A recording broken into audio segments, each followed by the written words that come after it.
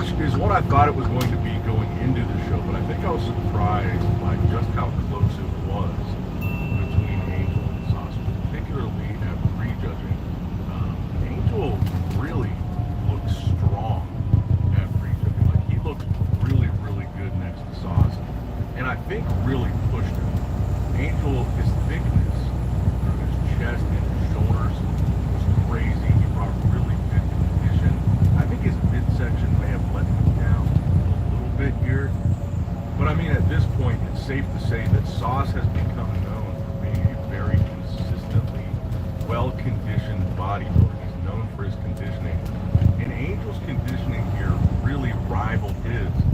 And in certain shots, it almost seemed like Angel had more size than Sauce did. I liked Angel better than that. And I think that thickness that we talked about in Angel's chest and shoulders is really good. And the side shots were good. He's muscular. And his midsection kind of, in the absence eyes, I think let him down. I think let him down on last press with the bicep a little bit. Especially next to a guy like Sauce that is really kind of known at this point for his midsection. He got crazy, huge separated abs. And I think that was really the only thing with Angel that was kind of holding him back here. He had this kind of cloudiness to his midsection, maybe a little bit of extension. He didn't have like super crisp, detailed abs, especially compared to Sauce, but I think it's safe to say that prejudging was very, very close. And I think that was a surprise for a lot of people with Angel being a 212 guy. He kind of bounces back and forth. He had stayed in 212 a little bit more recently, but for a while he was kind of bouncing back and forth. He has won and shows before. But I think particularly with Sauce right now, a lot of hype for Sauce. He's very consistent, kind of proven. He's a really, really solid bodybuilder. And I think people were probably surprised to see him get pushed as hard as he did by Angel. And I think Love from the finished military. Appreciate the support. Made for Angel winning and prejudging. In my opinion, this is actually Paige, what's up?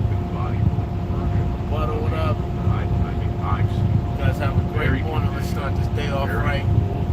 He had certain poses where he was really big, maybe even bigger than Sauce, which is again very impressive coming from 212. I'm assuming he's going to stay in 212. So, like, he hasn't made a committed jump from 212 to open. He's kind of just bounced back and forth. But at the end of the day, if he hits the 212, Mr. Olympia, so he hasn't made like a committed. I'm not going to do the 212 Olympia this time. I'm just going to focus on open all year. So he kind of goes to an open show, does really well, and then kind of sticks with 212. But for me, from what I had seen, I felt like the midsection was holding Angel back enough that it gave Sauce more poses. I think it actually gave Sauce both side shots. Midsection kind of sticking out in those shots. Angel was, even though he had that thickness throughout his chest. I feel like it let him down on the side. I said I prefer Angel to the back. I think maybe mostly the back lat spread. Maybe the back with the bicep is more of a toss-up. The abs and thighs, I would give the Sauce. The most muscular, I would give the Sauce. The side shots, those shots, that's already 4 shots of the Sauce. Front double bicep, I'd give the Sauce, that would be 5. So, Angel front lat spread, back lat spread. Say back step line, more of a toss-up. So I think I would have had Sauce instead of that. The result ended up being Sauce winning. Sauce won, Angel got second. Sauce grew, now he won 2 open shows. I felt like this show, I said this before, but I felt like this show was kind of a backup plan. He went those 3 battles with Regan, and he would go on to do this show and still try to get that Olympic qualification. But he already proved himself by beating Regan, getting his qualification that way. Coming into this show, despite being pushed a little bit by Angel, and again, all credit to Angel, he looked phenomenal here.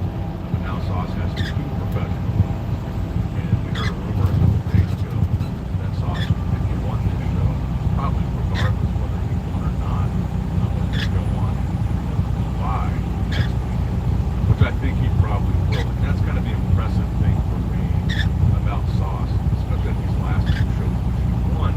It's like a lot of times when you've got a guy like Sauce in this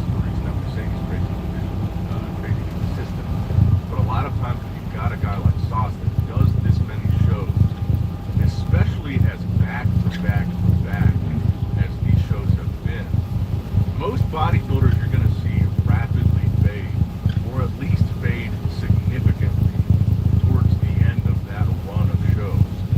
And we're just not seeing that from Sauce, at least in my opinion. I mean, every show he's done, with the exception of, but every show he's done in 2025, he's been in the conversation with Costume, been in that call-out.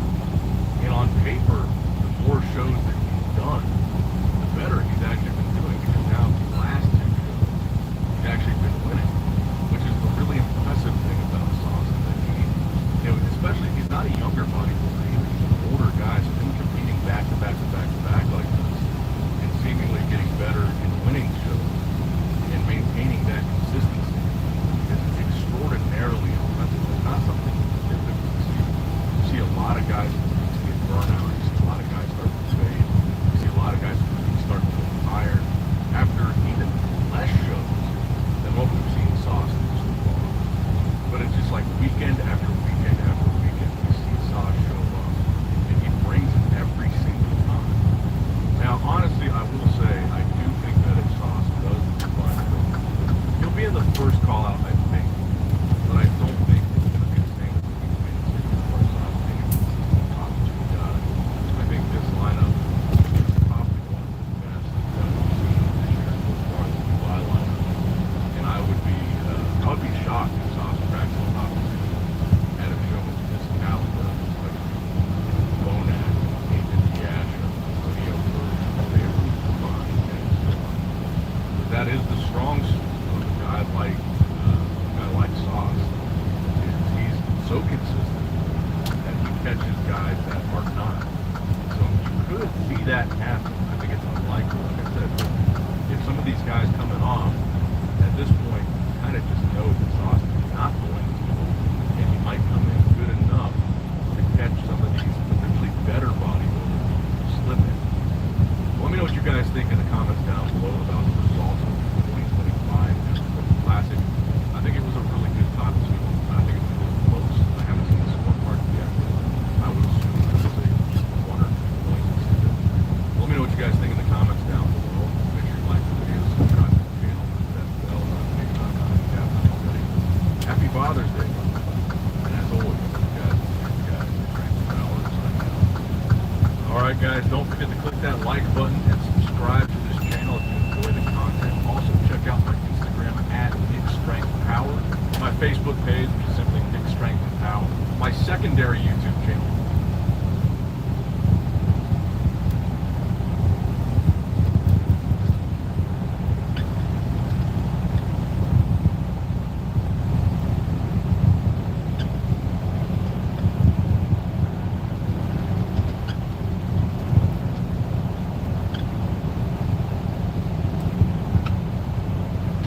Welcome to Camp Life. Bow out.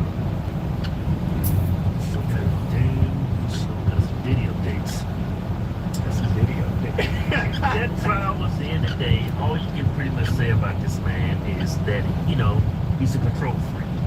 A lot of billionaires are control freaks. So they look at Donald Trump and Elon Musk.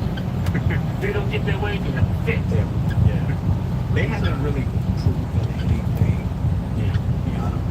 Like it's real. That's the biggest thing.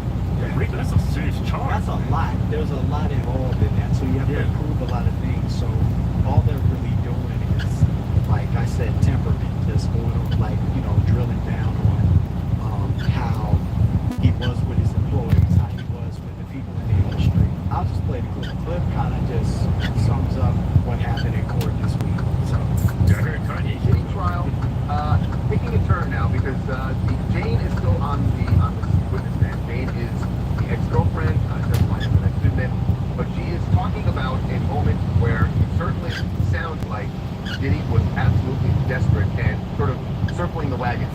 This was just a couple of days after Cassie had filed her lawsuit. We know that the very next day he reached a settlement with her for $20 million.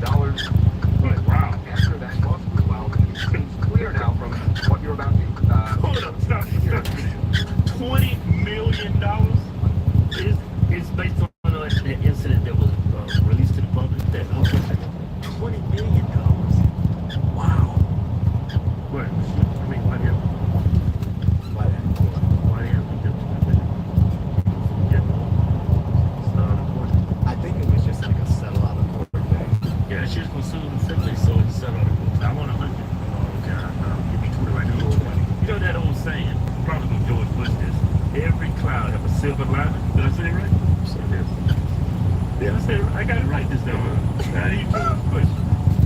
That's so true for selling $20 million for that horrible incident. I mean, so I think she made out on top on that. So Diddy was the cloud, huh? So Diddy was the cloud? Yeah, he was the cloud. She was the silver liner. Diddy was a hurricane. Man, But $20 million. he was a funnel, like one of them funnels that come That out was of an the sky. M5. Yeah.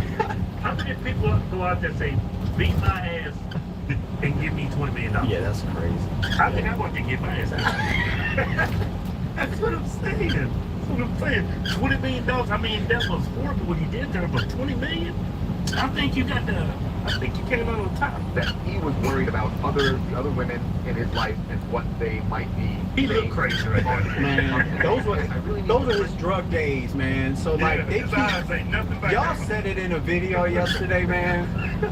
Like when they're trying to like attack somebody, if somebody has a subject and they don't like that person, they're gonna go find the craziest pictures of that individual. Make you look nuts. All the pictures that are coming up, these are when he was in heavy drug use. Look at his eyes. His eyes wide the hell open. Okay. You know what? That would probably explain his behavior. I had a friend that when I was in Marine Corps, man, he was so cool. He used to hang out. Rare images that'll make you say, damn, that's rare. The Venus Callipyge sculpture, which translates to Venus of the Beautiful Buttocks, from the National Archaeological Museum of Naples. A Delta plane crash landed upside down in Toronto just today. Emergency teams are responding and all passengers and crew are accounted for, is what the airport said in a statement on X. This once-in-a-lifetime capture of a falling meteor. This hairy, wet, weirdly cute stick is what a newborn alpaca looks like. This is the Body Farm, Texas State University's Freeman Ranch, where donated human bodies are left to the forces of nature with the intentions of forensic anthropology studies. An omnidirectional ball-wheeled bike with large spherical balls for wheels enable movement in any direction, demonstrating impressive robotics and balance control for a fun experiment, rather than as a practical vehicle. Someone found a tiny old photo album. The first frame contains this depiction of Washington and Lincoln. Footage showing a real-life superhero scaling a 4-story building using its balconies to rescue a child in Paris. A church that has been under construction for over 140 years, Basilica de la Sagrada Familia in Barcelona. Different angles of the crash footage of the Delta Airlines flight from a CCTV camera at Toronto Pearson International Airport. It's a miracle everyone survived. The Italian police drove a Lamborghini Huracan 500 kilometers from Padua to Rome in just 2 hours, averaging 233 kilometers per hour to deliver 2 donor kidneys for a life-saving surgery. This is a beautiful golden Aragop Ginrin koi fish with rough metallic scales. The topography of USA. A Canadian Coast Guard helicopter rescues someone from the MSC Baltic 3 after it ran aground in 120 kilometers per hour winds on the west coast of Newfoundland. Human bones dating back 13,000 years have been found in an underwater cave in Mexico from when it was dry and used as a burial ground. How sunscreen appears when applied on the skin as seen from a UV camera. A college student wins $100,000 after beating Bucks star Damian Lillard in a 3-point contest at the NBA All-Star Weekend. A rice vending machine in Japan. The inside of this guitar looks like some kind of liminal space or an apartment I can't afford. This Florida canal filled with hundreds of manatees. This is how much a person was charged after breaking their femur in the US 2014. This is what a sunset looks like from space, truly mesmerizing. Big Diomede, Russia, and Little Diomede, USA are less than 4 kilometers apart in distance, but 21 hours apart.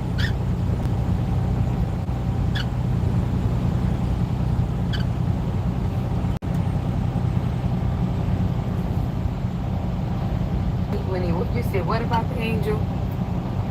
Oh, he come to this house here. And I said, who are you? He said, I'm an angel from heaven. So God sent me down. And I'm not the only person God sent down. They sent down over 100 angels to walk on people like me. And I said, how he know me? He said, God knows you by name. You know, he sent me down to your address. I said, well, how he know my address? Don't tell me your address, but when you say he don't come through the door, how do he come in? In the light. In the light? Yeah. But from that night on, that day on, he tried to talk to me. when he sit on your thing that had as a light to you, you say he'll touch you and it feels like what now? He'll do what? You say when he touches you, it feels like what? It feels cold. No, thank you. And you said you think it's what? Medicine? Yeah, cold drops of it. I say it's water, but it's like some drops of rain. Mm-hmm. Drops on my leg, on my this leg here. Mm-hmm. Because I've been praying for the whole body, but it drops down on this here. Mm-hmm. 1 or 2 drops, that's all. Mm-hmm. And I never see it, I never feel that because when I feel it, I feel like it's water. Mm-hmm. And what do you believe it is? I believe it's medicine from God. Okay. Because I told him about it. My Lord. And Helen said, Mama, said, that's what it is. That's medicine. But you think it's water. That's what I said, something cold. Right. When you drop it on me. Praise You know, God. that's what. So what do we need to do, Grandma? We need to continue to do what? What do we need to continue to do? Trust God? We need to continue to trust God? I ain't never stopped. Amen. And I asked God, tell God what I want. And all this stuff. I ain't never stopped trusting God since I got religion. When you said, what about the angel?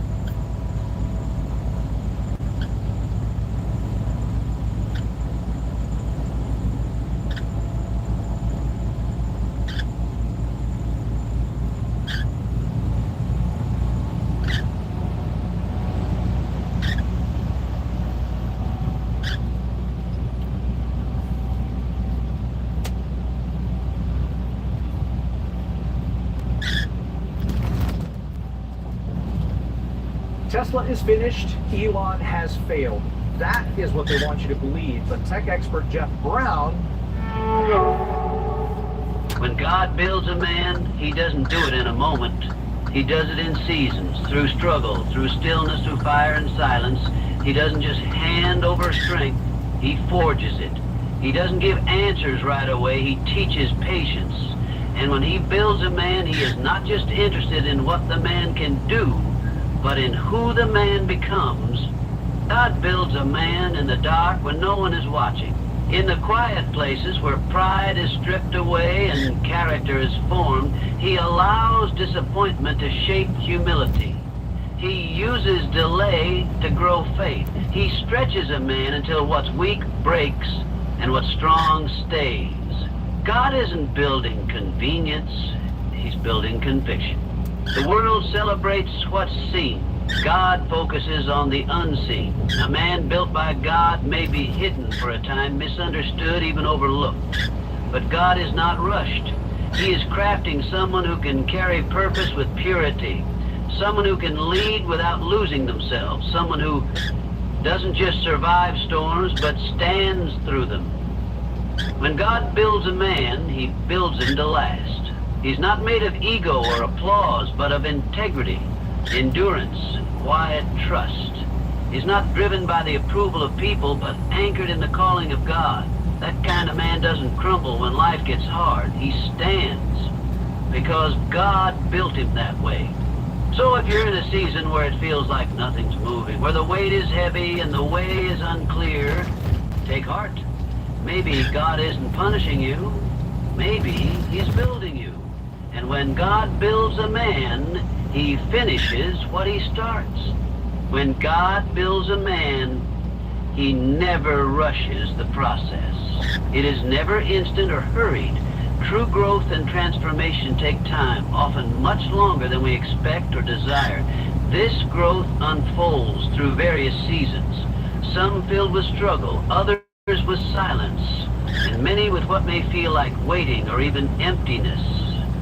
It is not something that happens overnight or in a single moment of triumph, and instead it is a gradual and deliberate process, one that shapes a man's heart, mind, and spirit in ways that are deep and lasting. The idea of instant change is tempting in a world that values quick fixes and immediate results.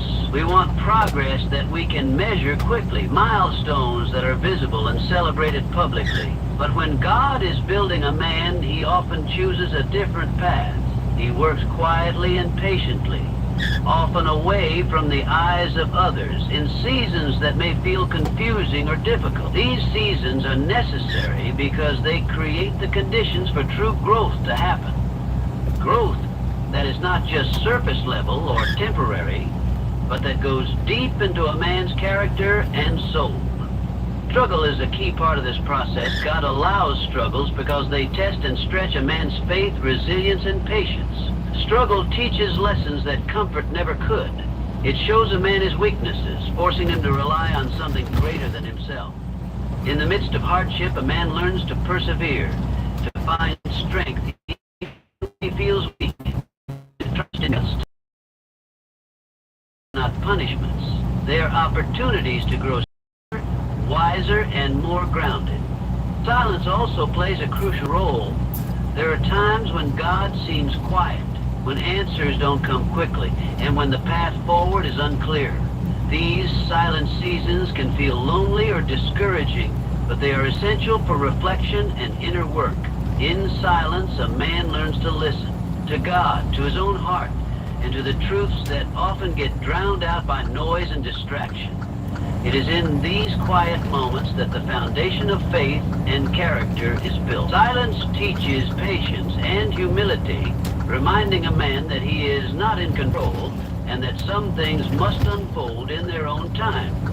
The process is not always easy to understand or accept. It can feel like waiting without progress or working hard without reward, but this is part of the refinement that God is doing. Like a skilled craftsman shaping wood or metal, God patiently works on a man, removing what is unnecessary and strengthening what is good. This refining process takes time because it is thorough. Every part of a man's life, every thought, decision, and habit is subject to God's careful shaping. Patience that creates the lives of others at age. For the things that God does for us, our promise and expectancy offer growth through time, also means that a man is prepared for the challenges and responsibilities ahead. If growth were instant, it would often be shallow and incomplete. But when God builds a man over time, he ensures that the man is ready not just for success, but for endurance. He builds strength that can withstand pressure and integrity that can hold steady in difficult circumstances. This long process equips a man to love and to live with purpose and faith. It's important to recognize that the seasons of growth are often invisible to others. The world only see the finished product, but the true work happens behind the scenes. During these times, a man might feel overlooked or unappreciated. He might question why progress seems slow or why God's hand feels hidden. Yet these are the moments when God is most actively at work. The slow, steady building is essential for the man to become someone who can stand firm no matter what life throws at him. Understanding that God builds a man over time also helps to foster patience and trust. It encourages a man to embrace the process instead of fighting it. Instead of rushing ahead or trying to skip steps, he learns to be present in each season. Learning, growing, and trusting that God's timing is perfect. This trust does not come easily, especially when the waiting feels long or when struggles are intense, but it is a vital part of being built by God. In the end, when God builds a man over time, the result is something beautiful and lasting. The man that emerges is not defined by quick success or temporary achievements, but by a strength that comes from deep roots of faith, character, and endurance. He is prepared for the future no matter how uncertain or challenging it may be, because he has been shaped carefully and intentionally through every season. So, if you find yourself in a place where growth feels slow or invisible, remember that this is part of the way God builds a man. It is a process that requires patience, faith, and a willingness to trust even when you don't see the whole picture. Every struggle, every silent moment, and every season of waiting is a step in the journey of becoming the man God intends you to be. And that kind of growth, built over time, is the kind that lasts forever. Character is formed in hidden places, often far from the eyes of others, in moments that seem ordinary or even unnoticed. When God shapes a man, he does so not in the grand public events or the applause of the crowd, but in the quiet, private moments where true integrity is tested. These hidden places are where the deepest work takes place, the places where no one is watching and the only audience is God himself. It is here that a man's character is refined, strengthened, and revealed. Many people believe that character is built in moments of fame or success, when a man stands before others and makes bold decisions or grand gestures. But the truth is that these moments only reveal what has already been formed in the private, unseen seasons of life. The challenges and choices made when no one else is around are what truly define a man. It is easy to act with honor when the world is watching, but it is far more difficult to do what is right when there is no recognition or reward. God is most interested in the latter, because that is where genuine character lives. The hidden places are often filled with temptation and struggle. These are the times when a man's true nature is put to the test. Will he remain honest when no one else will know if he lies? Will he choose patience when frustration simmers beneath the surface? Will he keep his promises even when it costs him something?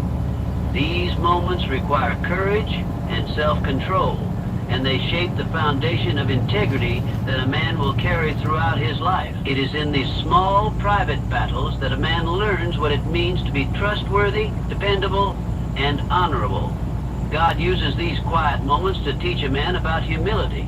When a man is away from the spotlight, he cannot rely on praise or recognition to define his worth.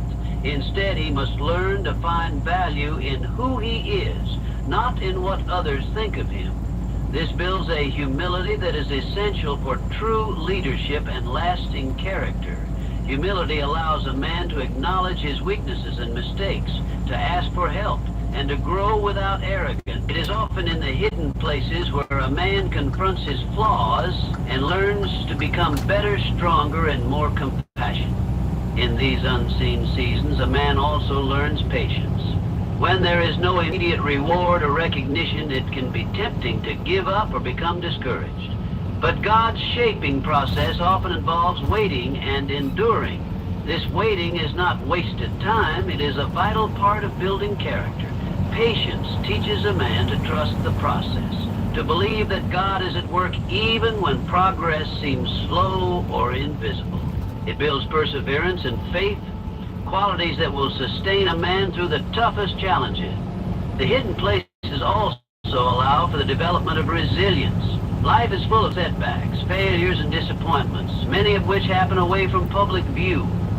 A man built by God learns to rise again after falling, to keep moving forward when circumstances are difficult.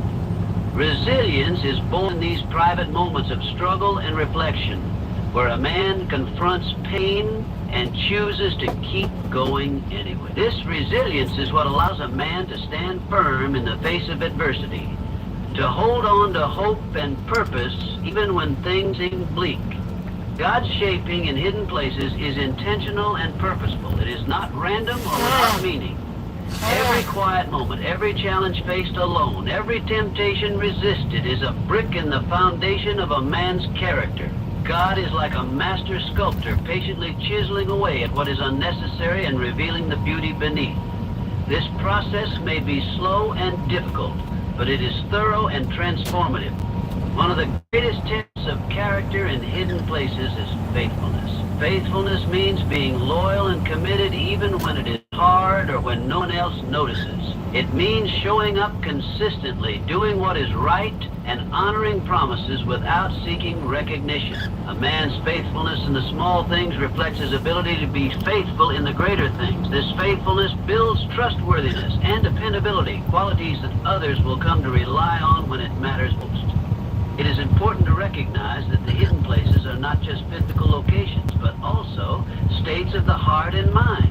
A man may be surrounded by people, but still be in a hidden place if his true character is being tested internally. These moments of internal struggle, facing doubt, temptation, or fear, are just as significant as any external challenge. God is shaping the inner man, the core of who a person is, in these quiet battles of the soul. When a man embraces the hidden places as part of his journey, he begins to understand that true greatness is not about fame, wealth, or public recognition. It is about who he is when no one else is watching, how he acts, what he believes, and the values he lives by. This understanding brings a deep sense of peace and purpose. A man with character built in hidden places is secure in himself, because his identity is not tied to external approval, but to God's design and approval. In the end, character formed in hidden places prepares a man for every situation life will throw at him. It equips him to lead with integrity, to love with sincerity, and to live with authenticity. This character does not falter when challenges arise or when temptation knocks at the door. It stands firm because it is grounded in the quiet, consistent work that God has done behind the scenes. So if you find yourself in a season where your efforts seem unnoticed or your struggles feel invisible, take heart. These hidden places are where God is shaping your character, building a foundation that will carry you through all of life's seasons. Remember that true character is forged away from the spotlight, in the moments no one else sees but that matter most to God. And when that character is fully formed, it will shine brightly in every part of your life. Struggles and delays are often the hardest parts of life to understand and accept, especially when they come unexpectedly or seem to last longer than we think we can bear. Yet these experiences are not random or meaningless. They serve a profound purpose in the way God shapes and builds a man. Disappointments, waiting, and challenges are not just obstacles to overcome. They are essential tools that God uses to develop humility, patience, and strength in a person's life. When a man faces struggles, it often feels like a test of endurance. The natural response is to want relief, to wish for an end to the pain or difficulty. But God uses these times not just to test us, but to teach us. Through struggles, a man learns that he is not invincible and that his own strength has limits. This realization is the beginning of humility, which is foundational to true growth. Humility comes when a man recognizes that he cannot do everything on his own, that he needs help, guidance, and sometimes divine intervention. Without struggles, a man might grow arrogant or self-reliant in unhealthy ways. Struggles humble him, breaking down pride and opening his heart to trust and dependence on God. Delays, too, can be frustrating and confusing. When a man has a goal or a vision, waiting can feel like wasted time. It is easy to become impatient, to question whether the goal is even worth pursuing, or to doubt that God is at work at all. But these delays serve to develop patience, which is a virtue that cannot be rushed. Patience is more than just waiting quietly. It is a deep, active trust that God's timing is perfect, even when it doesn't match our own expectations. In the waiting, a man learns to hold on to hope and to keep faith alive, even when there are no immediate signs of progress. This patience shapes a man's character, teaching him to endure without giving up, to remain steadfast and focused despite uncertainty. Challenges, whether they come in the form of personal failures, broken relationships, financial difficulties, or health problems, are powerful teachers. They force a man to confront reality as it is rather than as he wishes it to be. Challenges expose weaknesses, flaws, and areas where growth is needed. Instead of hiding from these difficulties or blaming others, a man who is being built by God learns to face challenges head on. This confrontation builds strength. Not just physical or mental strength, but emotional and spiritual strength. It cultivates resilience, the ability to recover and keep moving forward no matter how hard life gets. Disappointments in particular are deeply painful because they involve hopes and dreams that don't come true, plans that fail, or people who let us down. Yet disappointment is also a tool for refining a man's heart. It teaches him to manage expectations, to let go of what he cannot control, and to find peace even when things do not go as planned. Disappointments develop wisdom and perspective, helping a man to see that life is not always about immediate gratification or success. Instead, they point him toward deeper values, faith, character, and long-term purpose. All of these experiences, struggles, delays, challenges, and disappointments work together to build a kind of strength that is rare and enduring. This strength is not about avoiding pain or hardship, but about learning how to thrive despite them. It is the strength that allows a man to stand firm in his beliefs, to act with integrity, and to lead with compassion. This kind of strength is born out of difficulty and is tested through ongoing trials. It is a strength that comes from God's grace, refined by experience. One of the most important lessons learned through struggles and delays is trust. When a man cannot control the outcome of his circumstances, he is forced to trust in something greater than himself. This trust is the foundation of faith. It shifts a man's focus from what he wants or expects to what God is doing behind the scenes.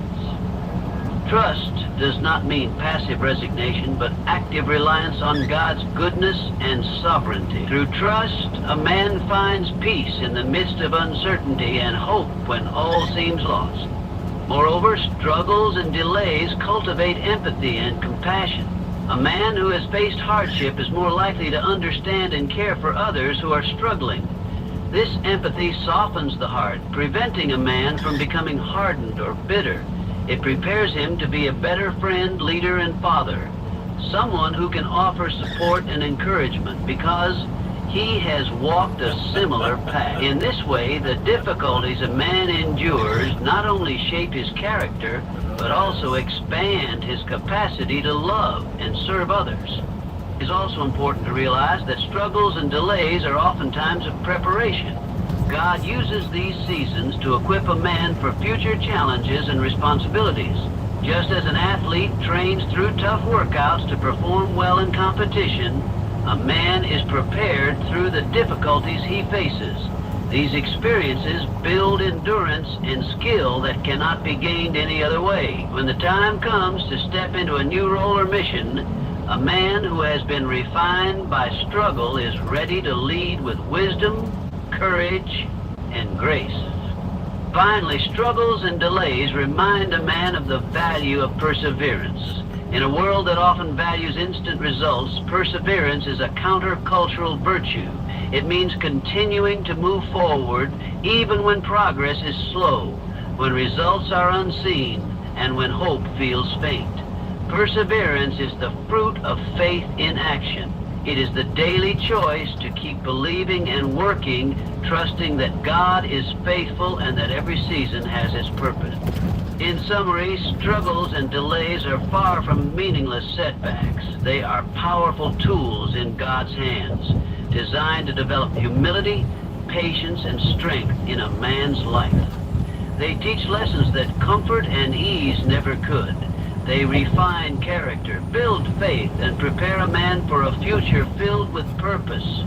While these seasons may be painful and difficult, they are essential in the journey of becoming the man God intends. Through every struggle and delay, a man is being shaped into someone who can stand strong, lead well, and live fully, no matter what life brings. God values who you are more than what you do. This truth runs counter to much of what the world tells us today. In a society obsessed with achievements, titles, and outward success, it's easy to believe that what we do defines our worth.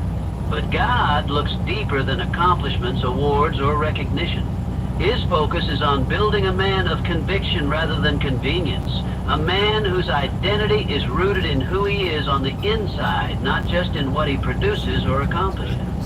The world often measures a person's value by their productivity, their status, or the impact they make. While these things can be significant, they are not the ultimate measure of a person's worth in God's eyes.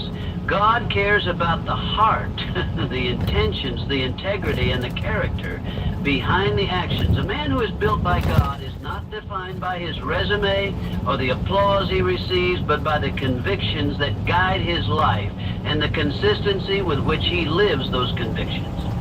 Conviction is a powerful foundation. It means having firmly held beliefs and values that do not waver because of circumstances or popular opinion. The man of conviction stands for what is right, even when it is difficult or inconvenient. This kind of man doesn't bend his principles to fit the crowd or to gain approval. He understands that true strength comes from being faithful to who God created him to be, regardless of external pressures or expectation. Convenience, on the other hand, is about taking the easier path, choosing what feels good or what is most beneficial in the short term. A man built by convenience changes his values to suit the moment or to avoid discomfort. His actions may look good on the surface, but they lack the depth and consistency that come from conviction. Convenience leads to compromise, while conviction leads to integrity and authenticity. God's priority is to build men of conviction because these are the men who can lead, inspire, and endure. Conviction grounds a man's identity in something unshakable. When a man knows who he is and what he stands for, he can face challenges and opposition without losing his way. This strength of character is more valuable than any achievement because it lasts through the ups and downs of life. Building a man of conviction requires a focus on the heart rather than just the actions. It means cultivating qualities like honesty, courage, humility, and faithfulness. These qualities cannot be faked or manufactured quickly. They develop over time through choices and experiences. God is more interested in shaping these inner qualities than in counting accomplishments because they form the true measure of a man's character. It is easy to fall into the trap of seeking approval based on what you do rather than who you are. Many men feel pressure to prove themselves by their work, their success, or their influence. While doing good work is important, it should never replace the foundation of identity that comes from being a man of God's making. When a man bases his worth on his achievements, he becomes vulnerable to insecurity and pride. His value fluctuates with his successes and failures, rather than remaining steady in God's love and purpose. God reminds us that our identity is rooted in Him first and foremost. Before any accomplishment or recognition, a man is valuable simply because he is created in God's image. This intrinsic worth is unchanging and not dependent on performance. When a man embraces this truth, he can live with freedom and confidence, knowing that his value is secure regardless of external circumstances. Living as a man of conviction also means being willing to stand alone if necessary. Sometimes doing what is right is unpopular or difficult. A man built by conviction chooses integrity over popularity, faithfulness over convenience. He is not swayed by peer pressure or the desire to fit in. Instead, he listens to God's voice and follows His leading, even if the path is hard or lonely. Conviction also affects relationships. A man who values who he is will treat others with respect and love, not because it benefits him or improves his reputation, but because it is the right thing to do. His actions come from a genuine place, not from calculation or convenience. This authenticity builds trust and deepens connections with others. Moreover, God values the process of becoming a man of conviction more than the end results. It's not just about what a man achieves, but about how he becomes that man through choices, trials, and perseverance. The journey of growing in conviction is often marked by challenges that test and refine faith. God uses these moments to strengthen character and root identity in Him. A man of conviction also understands the importance of humility. Conviction is not about being stubborn or rigid. It is about being anchored in truth while remaining open to growth and correction.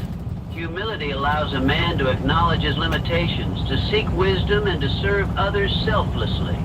It is this balance of conviction and humility that God desires to see in a man. Ultimately, God's goal is to build men who reflect His character, men who are steadfast, trustworthy, and loving. These qualities cannot be measured by accomplishments alone. They are seen in how a man lives his life daily, in the decisions he makes when no one is watching, and in the faith he holds on to through trial. So when you feel the pressure to prove your worth by what you do, Remember that God values who you are far more. Focus on building your character, grounding yourself in conviction, and living authentically before Him. Your true value is found not in your achievements, but in the person God is shaping you to be. And that person, built on conviction rather than convenience, will stand strong and make a lasting impact far beyond any temporary success. A man built by God is unshaken by storms. This is not because he avoids difficulties or that challenges never come his way. On the contrary, storms, whether they be trials, hardships, or unexpected setbacks, are inevitable parts of life. What makes the difference is the foundation on which a man stands. When a man is built by God, his foundation is solid, rooted deeply in faith and purpose. Because of this strong base, he can endure storms without falling apart, without losing hope or direction, and without being overwhelmed by the chaos around him. Life's storms can take many forms: personal loss, failure, illness. Test a man's character and faith like nothing else. A man whose foundation is weak will likely be tossed about by the winds of adversity, becoming discouraged, bitter, or lost. But a man built by God stands firm. His strength comes not from his own power, but from the unshakable rock on which he has built his life. This rock is faith in God and a clear sense of purpose given by Him. Faith is the anchor in the storm. When troubles arise, a man with faith does not panic or despair because he trusts in God's sovereignty and goodness. He believes that no matter how fierce the storm, God is faithful and working for his good. This trust does not eliminate pain or difficulty, but it changes the way he faces those challenges. Faith gives him courage to stand tall and peace to remain calm amid chaos. It prevents him from falling apart because he knows he is not alone. God is with him through every trial. Purpose is the other crucial part of a man's foundation. When a man understands why he is here and what he is meant to do, he has a sense of direction that storms cannot erase. Purpose provides meaning to suffering, transforming trials from random hardships into opportunities for growth and fulfillment. A man built by God sees storms as part of a larger story, a story where he is called to persevere, learn, and become more like the man God created him to be. This perspective fuels resilience and determination. Because his foundation is solid, a man built by God can absorb the impact of storms without breaking. He does not crumble under pressure or lose his sense of identity when circumstances are difficult. Instead, he adapts and grows stronger. The storms shape him rather than shatter him, like a tree with deep roots that bends in the wind but does not fall. A man with a firm foundation endures and emerges from trials with greater strength and wisdom. This unshakable nature is not something a man develops overnight. It is the result of years of growth, learning, and refinement. Each challenge faced and overcome builds more resilience. Every time a man leans on his faith and stays true to his purpose through hardship, his foundation becomes more secure.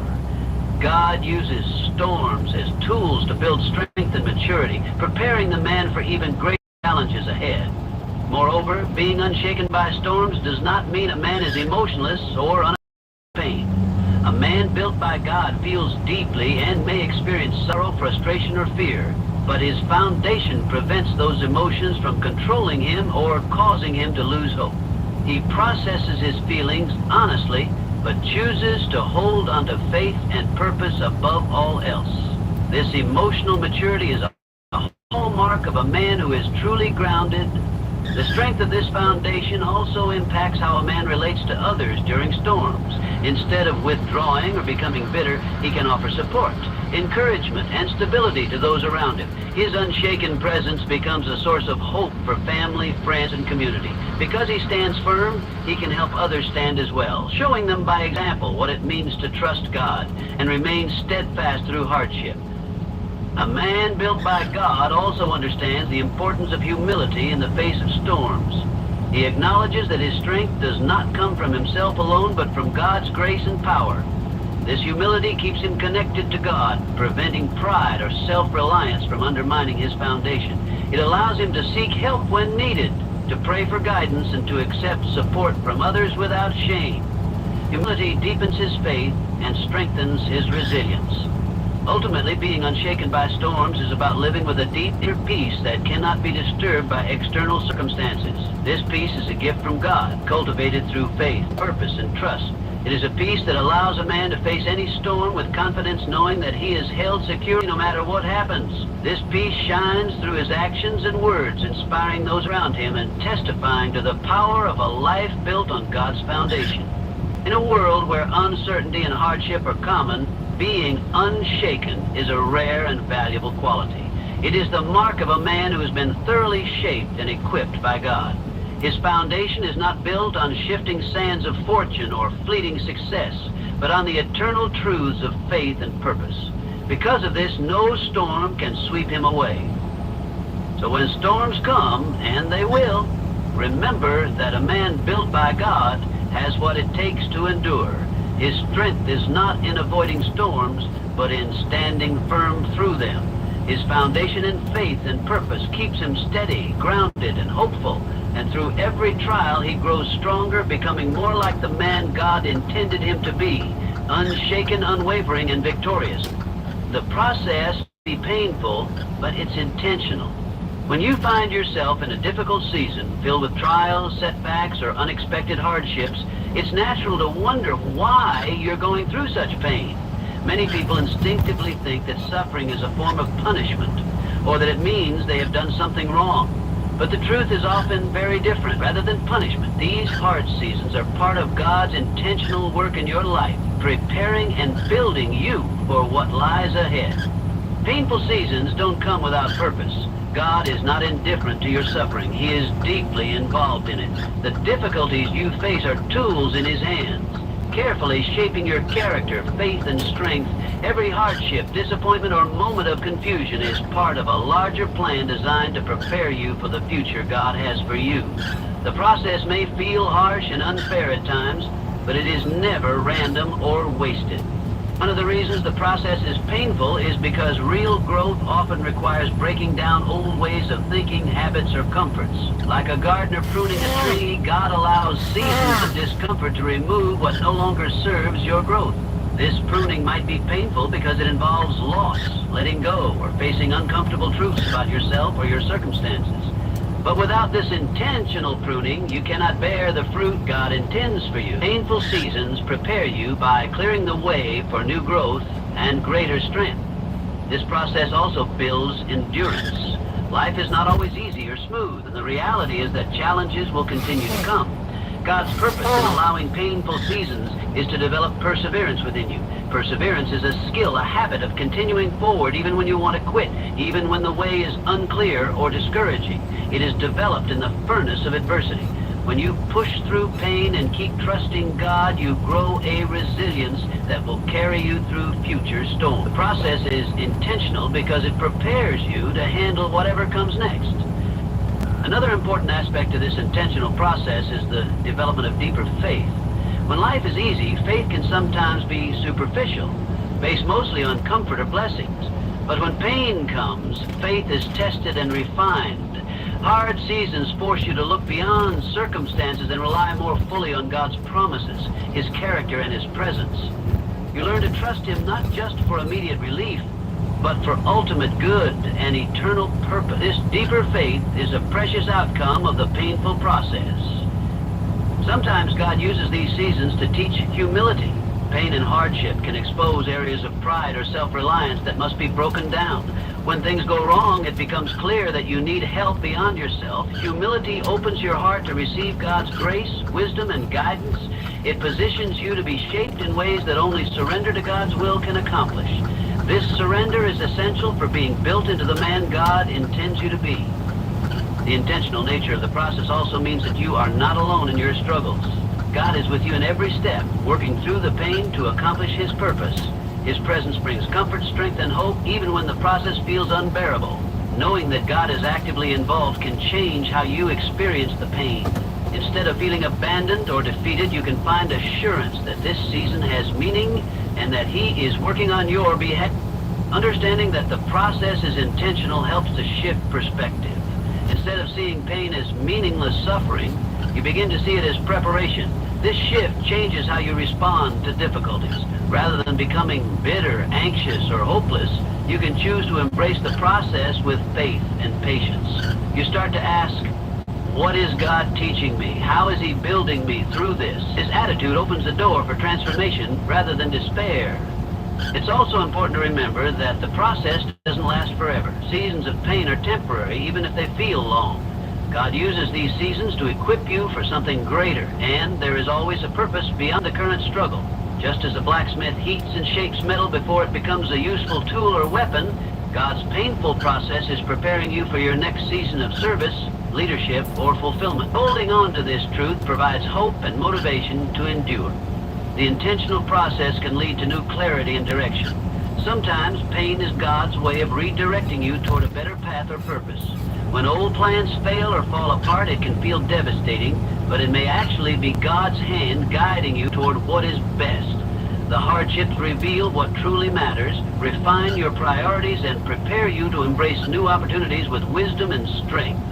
The process builds a man who is ready, not just to survive, but to thrive in God's calling. It is also crucial. What's in our bowl? Great question. We use wholesome ingredients, high-quality protein sources, and crucial vitamins to keep your pet.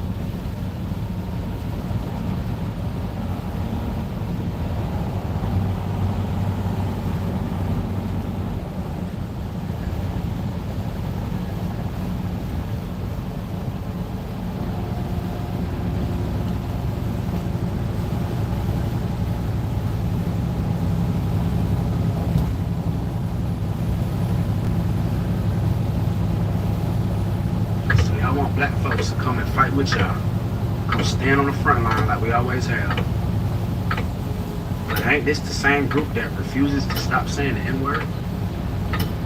This ain't the same group that was being racist in Zoe Spencer comments when she was going back and forth with that Hispanic credit. But now y'all want our help. Okay, interesting. By now, you've heard about the rallies against the ICE raids that have been going on across the country. And of course, these rallies started in Los Angeles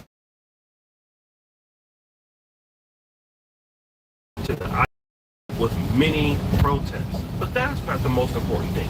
Many of these immigrants that will be going back to their country or being detained are from Hispanic or Latino backgrounds. And that is important. The Hispanic community is now the #1 minority group, while the historic #FBA or African American group is now #2. But something is different this time with these protests. The historical Negro or African American community, now known as FBA. Black Americans are sitting this one out, and the Latino community are pissed. How can you lack so much compassion? What if your mom, your dad, was immediately just taken from you? As a white person, as a black person, as anyone, how can you just accept that? This is not, this is so unreal, and how can people just lack compassion? How? Why can't you just imagine yourself just waking up one day with your family not there anymore? So LA businesses are getting raided by ICE, or some people that are wearing stuff that says ICE on it with their face up. People are getting ran over. Shots are being literally fired, literally. And this is supposed to be life right now. We're not gonna get treated like humans because they don't see us like humans. They lack compassion. And while Latinos are making the call, they're not alone. They do have some support in the African American community. Alright, this message is for my brown people. And although as black folks decided to stick this one out because we did try to warn y'all at the polls, we do see that it's done. California is a blue state. 66% of Latinos in California voted against Trump, but it's not enough. You gotta work on your people that hate us. Then you gotta rally your people because they hate you like they hate us. And don't tell me this is not a race. There's over 500,000 undocumented immigrants in America from Poland or Russia or Germany, the UK, Italy, Ireland, all over Eastern Europe. But they're not joining the protests because they're not being targeted. America has always been obsessed with race. You burglarize and steal someone's home, make laws that only protect you, then get upset when they want to move back in. Talking about, we need to protect our borders. Most of you never even met a Mexican American, and if you have, they're probably doing a job that you would never want to do anyway. But wait, there's more. These ain't criminals. They're snatching up students and nurses and builders and farmers, electricians and plumbers. They got armored vehicles pulling up on line cooks, separating mothers from their children and telling people who've been here for decades to just go and start a life somewhere else because you're uncomfortable. In their land. You just took it and was even too lazy to change the names. It's still San Francisco, San Diego, San Bernardino, Ventura, Calabasas, Rancho Cucamonga. I thought I was going to have a problem. I will be taking a 30-day Beyond Challenge. Beyond 30 Days Challenge. A lot of African Americans don't believe in this so-called black and brown coalition because they've seen time and time again as they believe they've helped Hispanics get rights. At the same time, their rights have been dwindled or diminished in America. And they don't want to continue to go and just give all of their support to a group in which they feel doesn't give anything back. Black people in LA, mind your business. Black people in LA, mind your business. This don't got nothing to do with us. ICE and the National Guard being in LA has nothing to do with us. I don't understand rallying behind a whole bunch of people that hardly are you. They don't even like you for real. Everybody want to make their problems our problems. It's tired. It's tired. This don't got nothing to do with us. Sit there, watch, look. Don't go out there. Go home. Go watch the NBA finals. Go do something that's black related. Go have a cookout. Go do something black. Like, this don't have nothing to do with us. If you guys don't know, Los Angeles, especially in South Central, in areas like Compton, where African Americans dominated, eventually had the influx of Hispanics into the city. And then you had certain evidences of Hispanics attacking blacks and even trying to run blacks out of neighborhoods. For those of you who are from California, like myself, you understand this very well. Especially in Southern California, which there is a very big divide between blacks and Latinos. It's not so evident in Northern California, like Sacramento or the Bay, where blacks and Hispanics, typically get along more in Northern California. But in Southern California, it can be a war, and it has been a war, with a lot of African Americans losing on that side. Now the same people who were telling, blacks, hey, listen, we're taking your jobs, hey, we're starting businesses, you guys are this, you guys are that. Now all of a sudden you're asking for help when you were not even caring about these same people who have helped you get far in America. You even had John Leguizamo, a guy who got his start in black comedy as a Colombian. He says interesting things like this. Black people, we're the largest ethnic group in America, the oldest ethnic group. We built this country. Boy, y'all sit your stupid ass down. You think you is? So here you have John Leguizamo, a guy who started, like I said, in black comedy, in many black comedy circuits. He's using the same terminology that many historical African Americans have used by saying, we built this country, we suffered in this country. At one point he says, we're the oldest minority ethnic group in this country. And these are things that typically black people used to say, all right? And now they're saying it, completely diminishing the contributions from the historical Negro community or hashtag ADOS community or the African American community. All these are the same. And so this has really, really, really pissed off blacks. But what's more important to understand, guys, is that even Hispanics are starting to agree with African Americans. Black people are tired of being a bank where everyone keeps making withdrawals and no one ever makes a deposit. And I want you to think about that. If that was your setup, would you still want to give? Especially for those of us in the Hispanic community, because it's about patterns that we've inherited and the harm that we've ignored.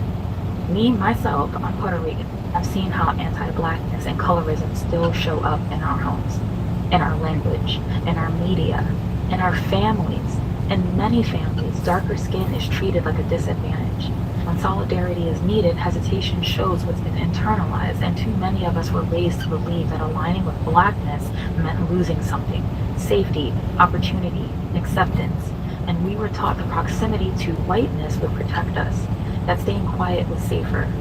So if we don't unlearn that, we end up repeating the same harm. And the most damning evidence is going to come right now. La comunidad que nos va a sacar de este juego se llaman los negros 100%. americanos. 100%. African American community is the only community that has the power in this country to change anything. They are the only one with the experience of civil matter. They are the only one que tenían el esclavo ahí mismitico. They are the only one that are not going to get deported anywhere, and you cannot put them all in jail. So African American community, which is the community that is stepped on by Cubans, the most are the only ones that are going to save the Latinos. And I clap for the African American community that has not come out because it is not. I do. We didn't do. I get it. I get masses, it. But I do. Me and you support, but in masses, we didn't support anything that was going with them. Latinos look at Cubans specifically. I'm not going to talk about any other community, but community.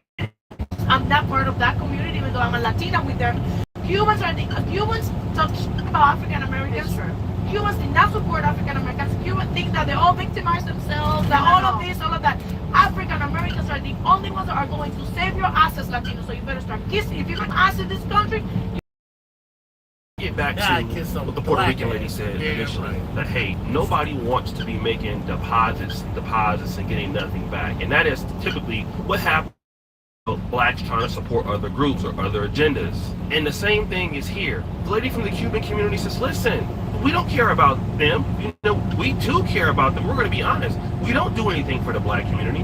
We don't give any reason to want to be with them. And the same thing that the lady from the Puerto Rican community said. She said, listen, you know, we want to be closer to whites, and associating with blacks when they have issues, we are typically quiet. And now that it's against us, we want their help because now we're the largest minority group, and now we're getting what they used to get instead of the rock. Here's how you could start a voiceover side gig in retirement with zero prior experience needed. Group, and now we're getting what they used to get instead of the riots and stuff like that when it came to, you know, the Jim Crow laws and segregation laws. Oh no, they're not after African Americans anymore. Now they're after you, okay? So now they're after your people. And as the brother said, some of these people be innocent, and it is a shame if they're innocent and they're legally, but it doesn't matter because the whites, and I'll be honest, I think whites are threatened by Latinos, some of them at least, because of their growing numbers and their growing fame and stuff like that. And then, you know, a lot of the Latino community that I have witnessed, you know, many of them are cool, but hey, listen, you know, this is this thing of ours over here. And so, hey, where are the Latino actresses? Where are the Latino actors? You know, they're not Black Lives Matters, even though we're a lower number than them, but you can see that we were able to galvanize larger than what the Latino community could do, especially when it comes to our celebrities. Like, African Americans still have more pull in that way, as far as making something move and making something shake. But hey, you don't even see any black athletes, black actresses, anybody, actors, for the most part, you know, coming to the side of the Latino community, because secretly a lot of people have been feeling like this for a very long time in the country. And like I said, it may not be right for everybody, but listen, a lot of blacks are not going to complain about the competition being removed, especially when we didn't view these particular individuals as competition before, and it was even going on when I was a kid. I mean, when I was going to Benjamin O. Davis Middle School in Compton in the 90s, I mean, you had so many, there was a big beef between blacks and Mexicans then. I mean, it's gotten worse over the years. So hey, the black community is going to continue to sit it out because why? We feel that ain't nobody looking out for us. Because when it comes to us, we all we got. So guys, what do you think? It's your boy, O'Shea Duke Jackson, back at it again. Another episode of The Celebrity Junk. For all that you do, subscribe to the bell. We're out.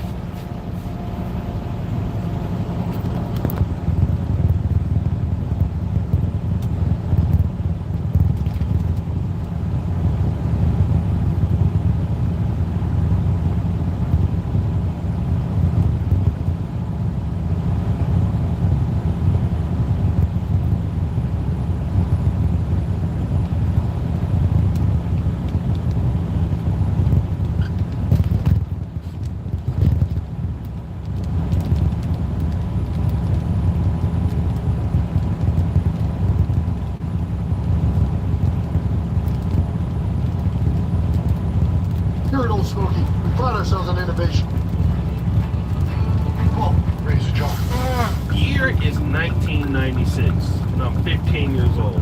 A virgin, by the way. I wouldn't be able to get my claptivities off and clap cheeks until 1998, and so I was still new to the game. I decided I was going to go to my high school prom. For you guys who don't know, I went to the legendary Grant Union High School.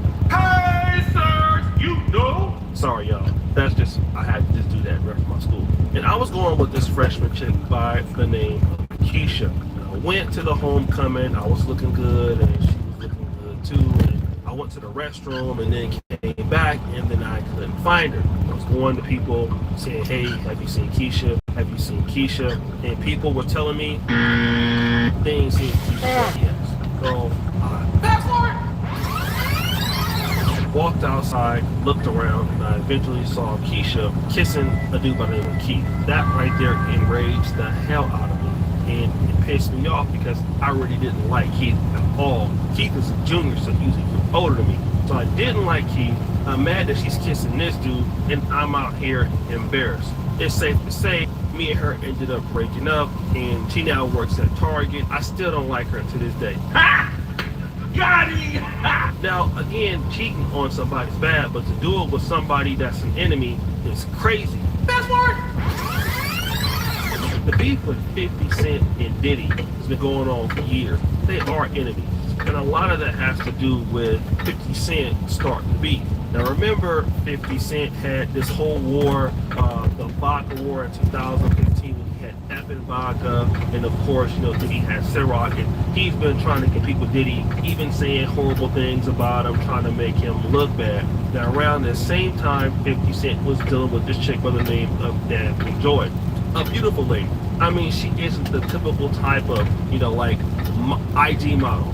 Not real big with the booty, no BBL, something like that. Just a real beautiful lady. Seems like she's Asian or Filipino or something like that, I'm not sure. And they had a young kid by the name of Sire. And it appears that 50 Cent really, really loved this woman. It's just too bad that, well, they broke up. People break up all the time, things happen, right? Well, the court of public opinion is really interesting when you talk about baby daddy's baby mom. They may break up, but like I said, they don't necessarily want, you know, to go and deal with somebody that they hate. Even if you break up with your girlfriend or your boyfriend, whoever you might look at it, you don't want them starting a relationship with somebody you hate or you're in competition with. And Daphne knew that 50 Cent just did not like Diddy. That Diddy was an enemy, even though he might have started this. But what did Daphne Joy do? Daphne Joy was not only with Diddy, but she was basically like Diddy's clap chick piece, right? Like, it's crazy. She was out there doing everything, like sleeping with dudes, getting paid like $750 a day. Now remember, when she's with 50 Cent, she's the main chick. And when she's with Diddy, she's one of many. And so 50 is looking at it like, yo man, when I'm with her, I gotta do this, but she can go with Diddy and do the rest of the stuff, right? He's right, you know. It got so bad that Diddy himself even fumbled Daphne Joy. Hey, I really don't know what's going on with you, but I just wanted to just give you a heads up that I'm about to really disappear on you. You feel me? I'm not gonna be playing these games with you at all, at all. So I don't know if you think you silent treating me, and you think I'm gonna be, nah. You'll have a rude awakening. You'll just have silence. Ain't nobody threatening you, and I ain't trying to go back and forth with no woman. You know what I'm saying? I'm telling you, I ain't got no time for no more games. Where my life is at right now, I don't have no time for no games, baby girl. Me and you can be mad, I can have a spat, we can have whatever. Then after that, you better get on your job. That's really that's all it is. She must have had some good box, bro. She got 50 tripping and Diddy tripping also. Looking for a new hotspot? Greeley's got it. Live music at Friday Fest, Colorado's premier farmers market, craft brewery. She must have had some good box, bro. She got 50 tripping and Diddy tripping also. But fast forward! All of this happening and 50 Cent still not liking Diddy. More information is coming out about this as the trial is going on. And people are speaking out about it, including people on TikTok. I don't like that 50 Cent be trying to come for his BM Daphne, because I feel like we all know how you remember. She's been selling cat for a long time, and you were just another buyer. You just got caught up and got her pregnant. But she's been letting dudes hit it raw, whatever, for a check. You're just like those other dudes. You're not better than her because you're a man. You're not better than her because you have money. Whatever. You're not better than her because you're not Diddy. You are the same type of dude as all the other types of dudes that she lets hit for a check. If you weren't that kind of guy, she wouldn't let you hit. Who are you mad at? I think you're mad at yourself for letting a escort trap you. It is what it is. But you don't need to keep talking about the mother of your child. That's the mother of your child. And if you really learned your lesson, and if you really had any regrets, you wouldn't have moved on to another SMEX worker. And I'm not trying to throw slugs at Cuban Link, but I don't think Cuban Link has a real job. I don't care what her Instagram bio says. Y'all wake up. What does she really do for a living besides take pictures and advertise her product, her service? You tell me, because I don't know. I don't follow these chicks, but what I know of her, she's the same type of girl as Daphne. So 50 Cent, cut the... When it comes to Kanye and Drake, they also need to cut it. Y'all are all on that same struggle bus where y'all knock up these escorts, you like it, and then now you regret it and want to down talk them. You made these women mothers. Kanye, you married your hoe. Stop running your mouth. Y'all are sounding real, you know what I mean? Rainbow Tribe. Y'all are sounding real misogynistic. Y'all are sounding like you're projecting your regret of what you did. It takes two to tango. Let's talk in the comments. And there's a brother by the name of Ray Daniels who basically is responding to this particular clip of 50 Cent. And here's what he had to say. First of all, she cooked. She cooked. Oh my God. Like, I have no bias. Like, I'm on the side of right. She was right. 50 Cent, yay. And I'm going to say this on record. We have to stop. Successful black men, mostly, because nothing causes trends more than successful black men.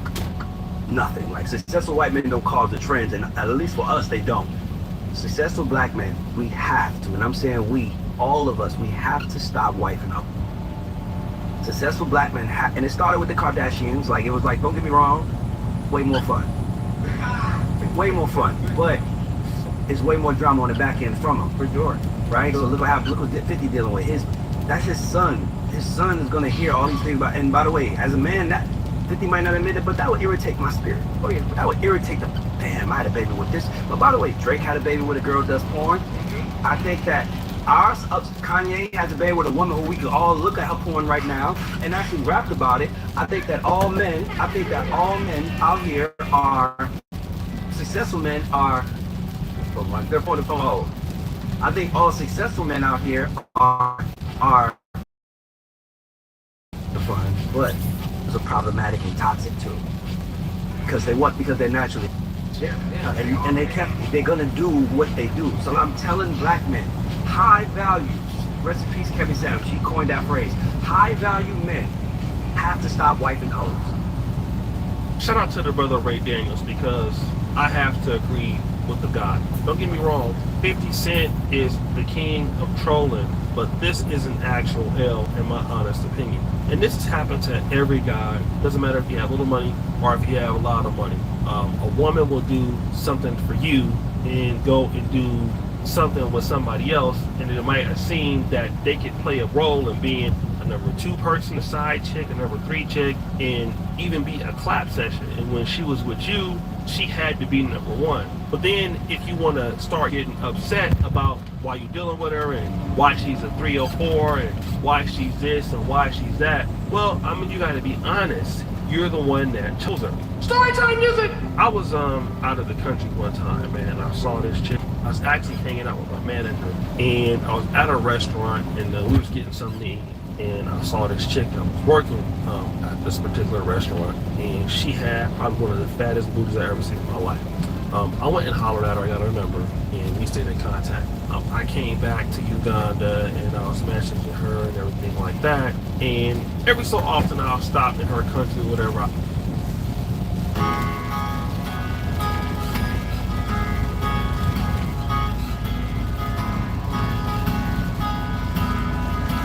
Every so often I'll stop in her country, whatever, I'll kick it with her and spend time. But the last time I was there, it was supposed to like really go down, right? And I'm talking about the Now, before I get into that, she used to always hit me up, and she would be sending me like a lot of sexually suggestive material as to like, you know, like when I come back there, she want to clap or whatever, right? Of course, I've been around the block, so I kind of know that when you're out of the country, chicks will tell you anything, and when you come into where they are actually at, then women tend to change up, right? So they can go from something like, oh, I'm definitely gonna do this, it goes to we'll see about it. And so that's exactly what happened. She sent me a video. I was looking at the cheeks, it was looking past the wall. I was like, yo, can't wait to get this big African booty. And she was like, well, we'll just see what happens.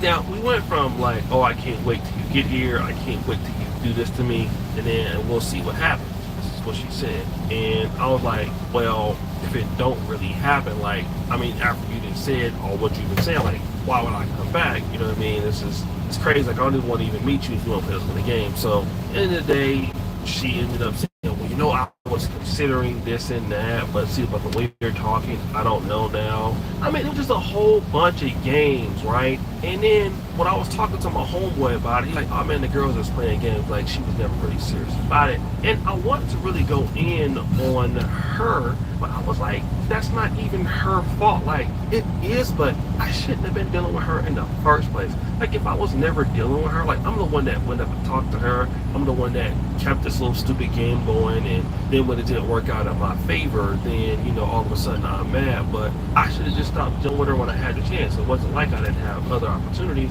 and that's typically what happens with a lot of men. Like, you chose the chick. I'm pretty sure she didn't walk up and talk to you. You walked up and tried to talk to her. You got in her inbox, and you know, now that it's not working out, you want to embarrass a chick because she's out there being a 304. Just like the brother said, hey, that's what they do, and you got a problem with that. But that is what they do.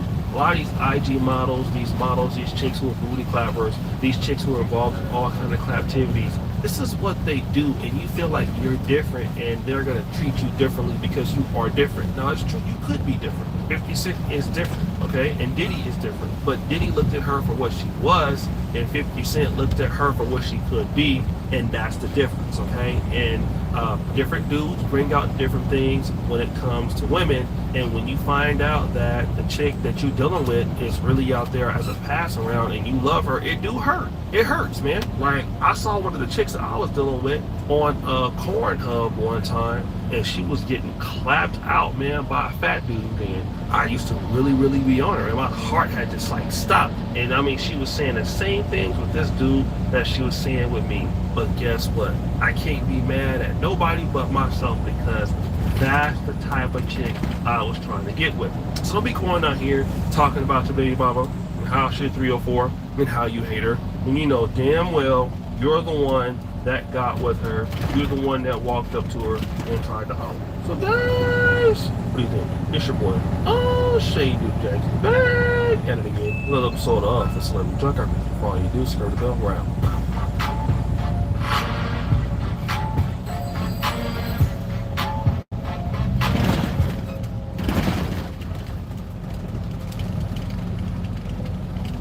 Procrastination isn't your fault. It's a broken. She leaves just when you offer her the world. She distances herself when you decide to give yourself completely. And the craziest thing, she desires with all her might that man who doesn't even seem to try to please her. Female desire has never been a reflection of male logic. While you try to build bridges with flowers, constant presence, and exaggerated attention, she feels a distance that she can't explain. It's not that she's being cruel. It's that you're playing a game whose rules she's never respected. A woman's desire is not ignited by obvious acts, visible efforts, or intense declarations. It grows where there's mystery, where there's tension, where there's contrast. A woman doesn't give in to the predictable. She gives in to what provokes her to imagine. What makes her question herself? What makes her skin crawl before reason can even react?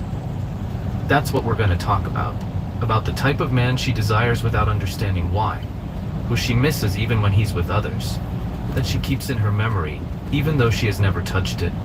This man is not the most handsome, nor the strongest.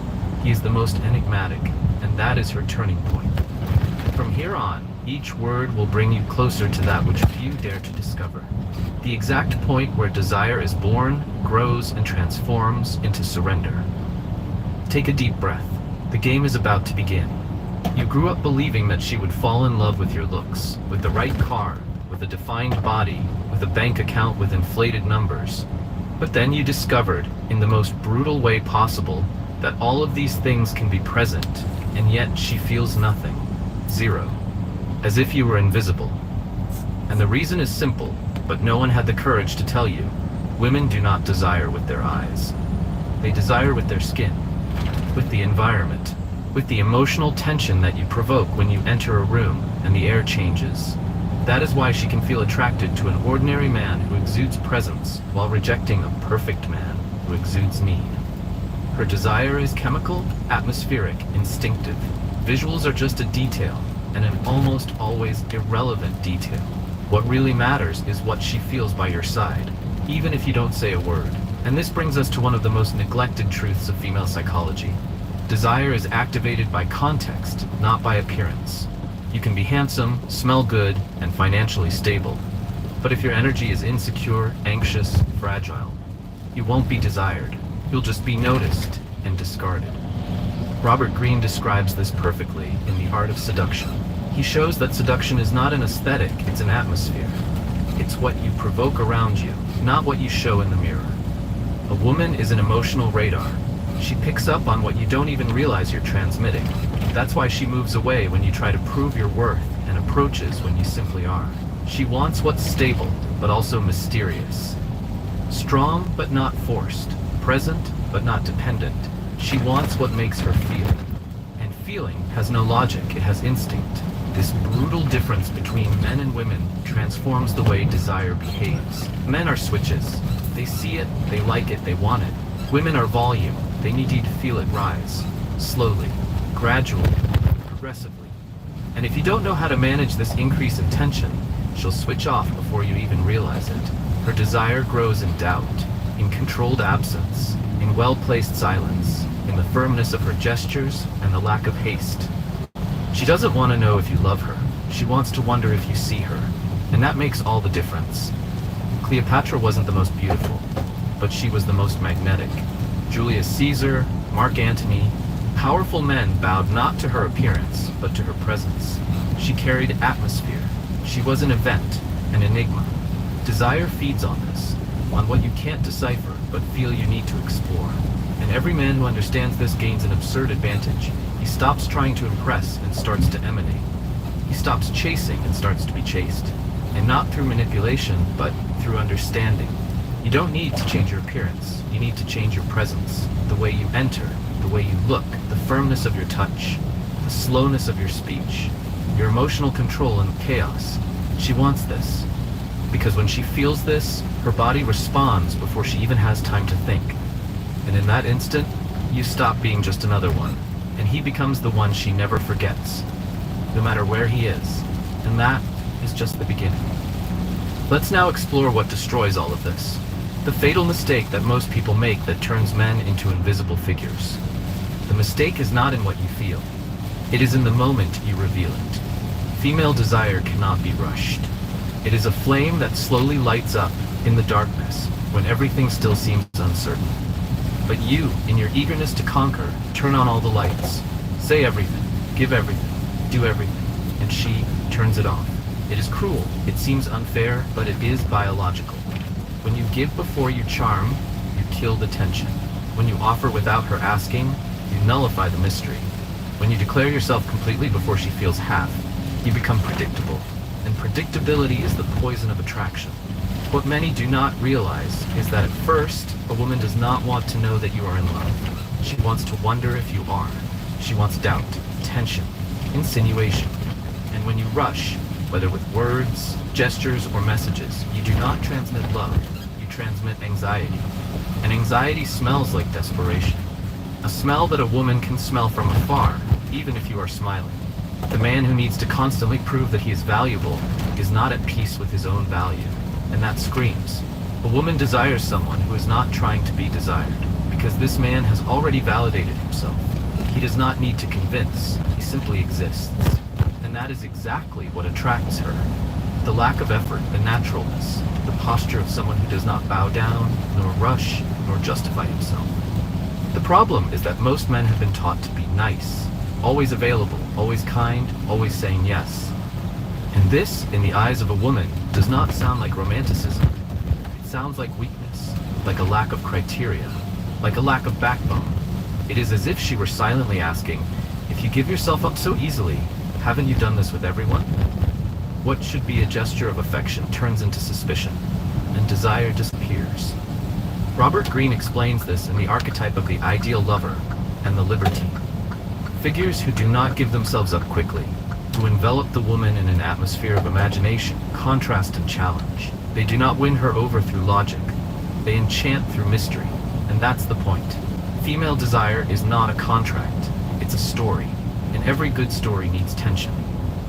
That's why the man who enchants is the one who knows how to balance presence and absence, who appears with intention and disappears with purpose, who creates silences for her to fill with fantasy, who disappears at the right moment, not to manipulate, but to preserve himself, because he has a life, he has direction, he has purpose. And a woman is not the center of his existence, she is a bonus. That, paradoxically, is what attracts him the most. The man who doesn't revolve around a woman is precisely the man around whom women revolve. And here comes the cruelest contrast of all. The more you show that you need her, the less she desires you. But the more you show yourself to be whole without her, the more she wants to be part of your world. Not because you ignore her, but because you don't idolize her. And that creates respect, admiration, magnetism. A woman surrenders herself when she feels she is in front of a man with a life of his own. A man who can love, but can also leave. Who can care, but also set limits. Who can be sweet, but will never be submissive. It is this contrast that seduces, this ambiguity that provokes, this silent firmness that disarms. And no matter how many gifts you offer, how many messages you send, or how much affection you show, if this is missing, it will all be in vain. She wants the man who makes her feel like she is dancing on an emotional tightrope. Not too far, not too close, just at the exact point where the butterflies in her stomach turn into desire. And that is where we enter the climax of all this, presence. The state of being that transforms an ordinary man into an emotional event. She notices you before she even looks at you. She feels your value in the silence between words. And if you think this is mystical, abstract, or exaggerated, it's because you still don't understand the real power of presence. A man can have it all: looks, status, intelligence. But if he doesn't know how to inhabit the moment with emotional strength, he will be forgotten. Because a woman doesn't want what impresses, she wants what vibrates. And true presence vibrates in the air, invades the environment, changes the chemistry. It doesn't come from effort, it comes from the internal state. When you see yourself as small, anxious, dependent, she feels it. Even if you smile, even if you say everything right, even if you bring flowers, your energy betrays your scarcity. And a woman is programmed to smell scarcity like a predator smells fear. Friedrich Nietzsche once said, "What is good? Everything that increases the feeling of power.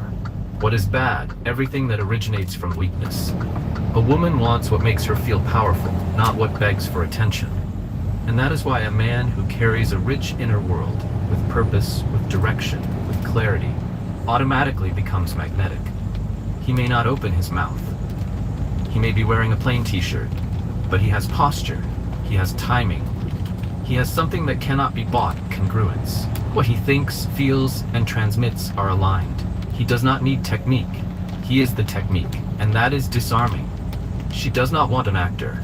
She wants a pillar, someone who is so centered in himself that he does not need to perform, who does not change the tone of his voice to please, who does not adapt his opinion to avoid conflict, who does not force a smile when he feels angry, who does not rush to respond, but also does not hold back. A man who is whole, who is grounded, who is an emotional base, and when she feels this, her body relaxes, her mind surrenders, desire blossoms, because true male magnetism lies in the ability to remain calm in the midst of chaos. While the world screams, he observes. While the woman tests, he understands. While emotion explodes, he anchors. This is not coldness. It is dominance. It is presence. It is the purest expression of masculine energy.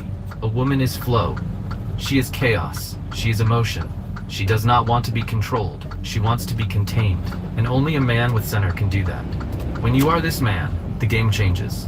You do not chase. You walk firmly. You do not beg for attention. You attract naturally. You do not need to prove anything. Your calmness speaks louder than any argument. She looks at you and feels he is different. He is not trying to have me. He already has himself. And that is why I want to be a part of this. That is the secret. You do not need to show yourself completely all at once.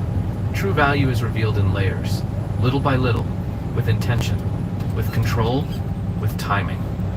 And the most beautiful thing about this, you do not need to pretend. You just need to return to your center. Stop performing.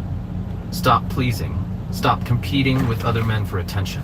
You are no longer one. You are unique, but only when you see yourself as such. A woman does not desire you because of what you say. She desires you because of the way you stand, the way you breathe, the way you walk, the way you keep quiet. And when that happens, she doesn't desire you out of need. She desires you out of connection. It's not about enchantment, it's about energy. It's about the feeling of being in front of something rare, unshakable, present, and irresistible. And that is the new you. Boy, that's good. That's good stuff right there.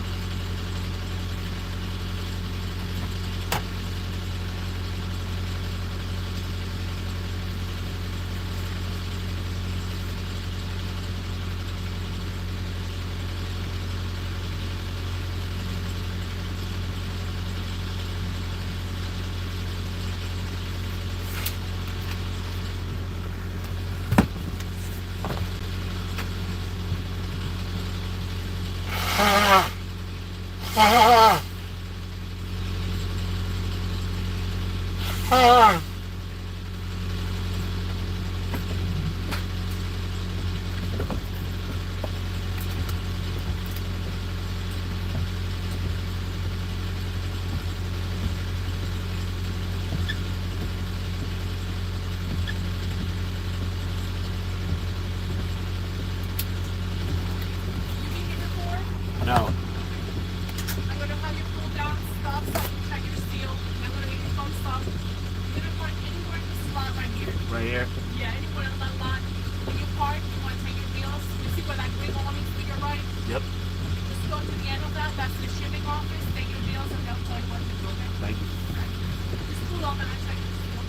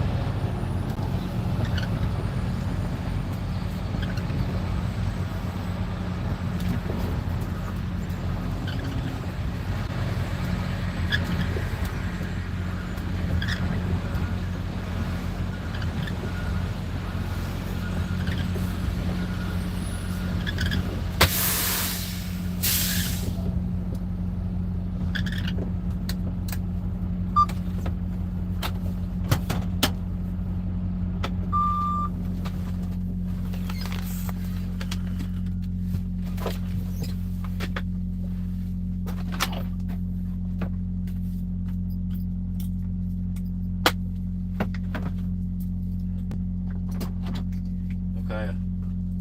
My guy. Hey, buddy. Buddy, look at me. We're gonna go take the paperwork in, okay? Go check in. Lock you in here, alright? Be right back.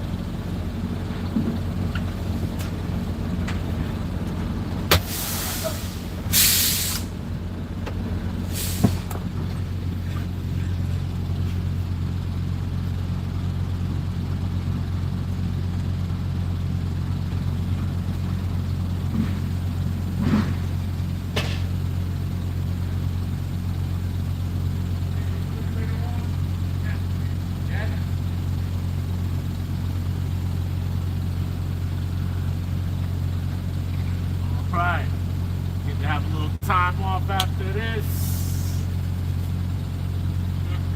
Need to have a little time off after this.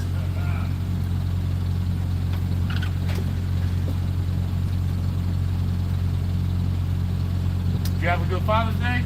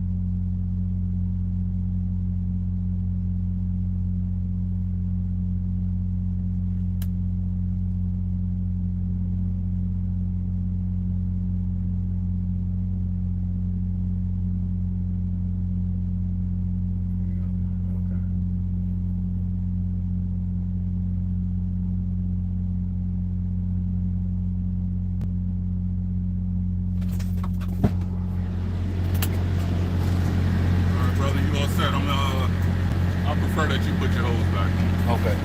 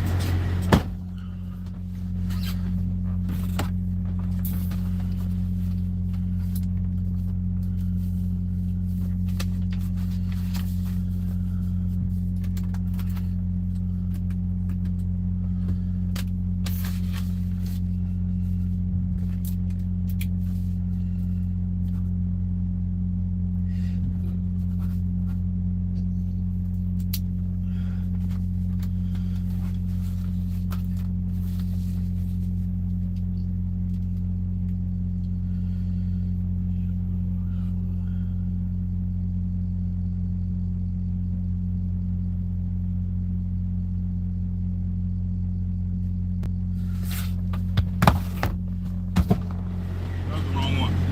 Uh-oh. We still getting you done. You said one. I done signed it.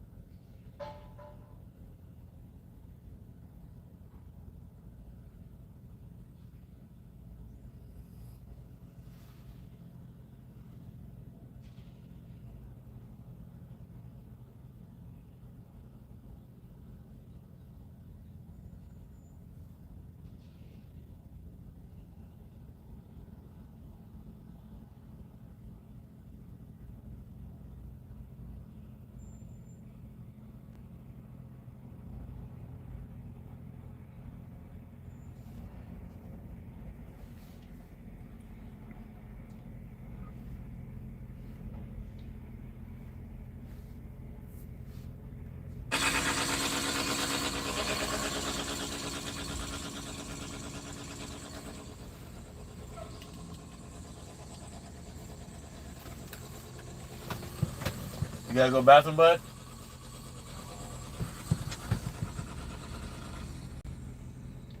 No?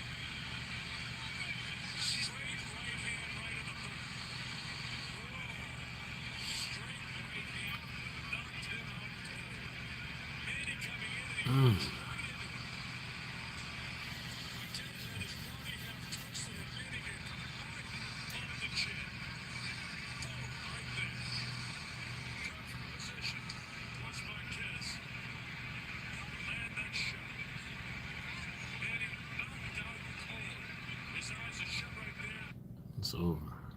That was devastating.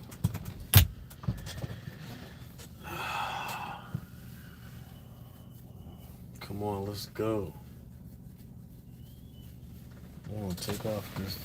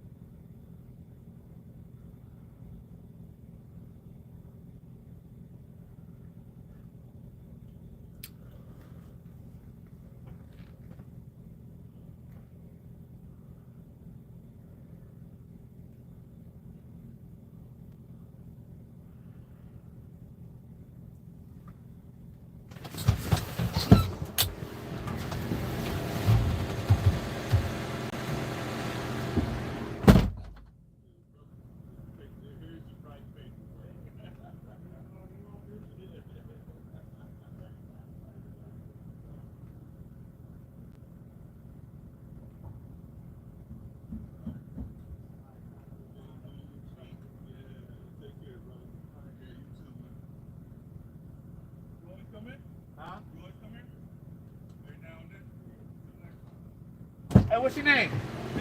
Jeremiah.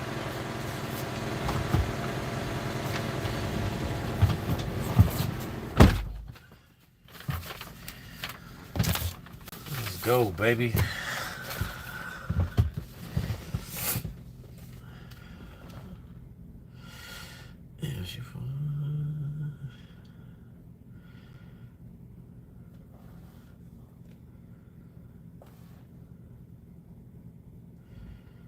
Let's see here.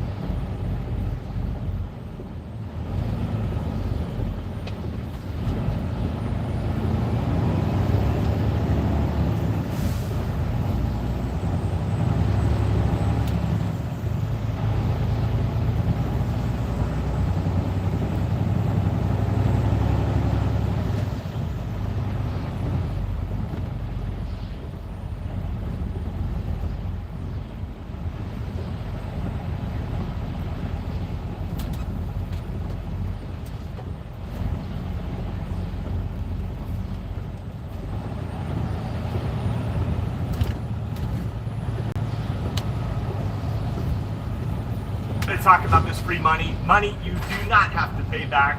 We're talking about $100,000. Your money, $100,000 in free cash is sitting there for you. This is no BS, no loans, no traveling and begging the suits. But let's get real. The world financial system right now is so unbelievable and unstable, and people are nervous. Inflation is kicking people's butts. Grocery bills, even though inflation seems down, it's only 2.4%.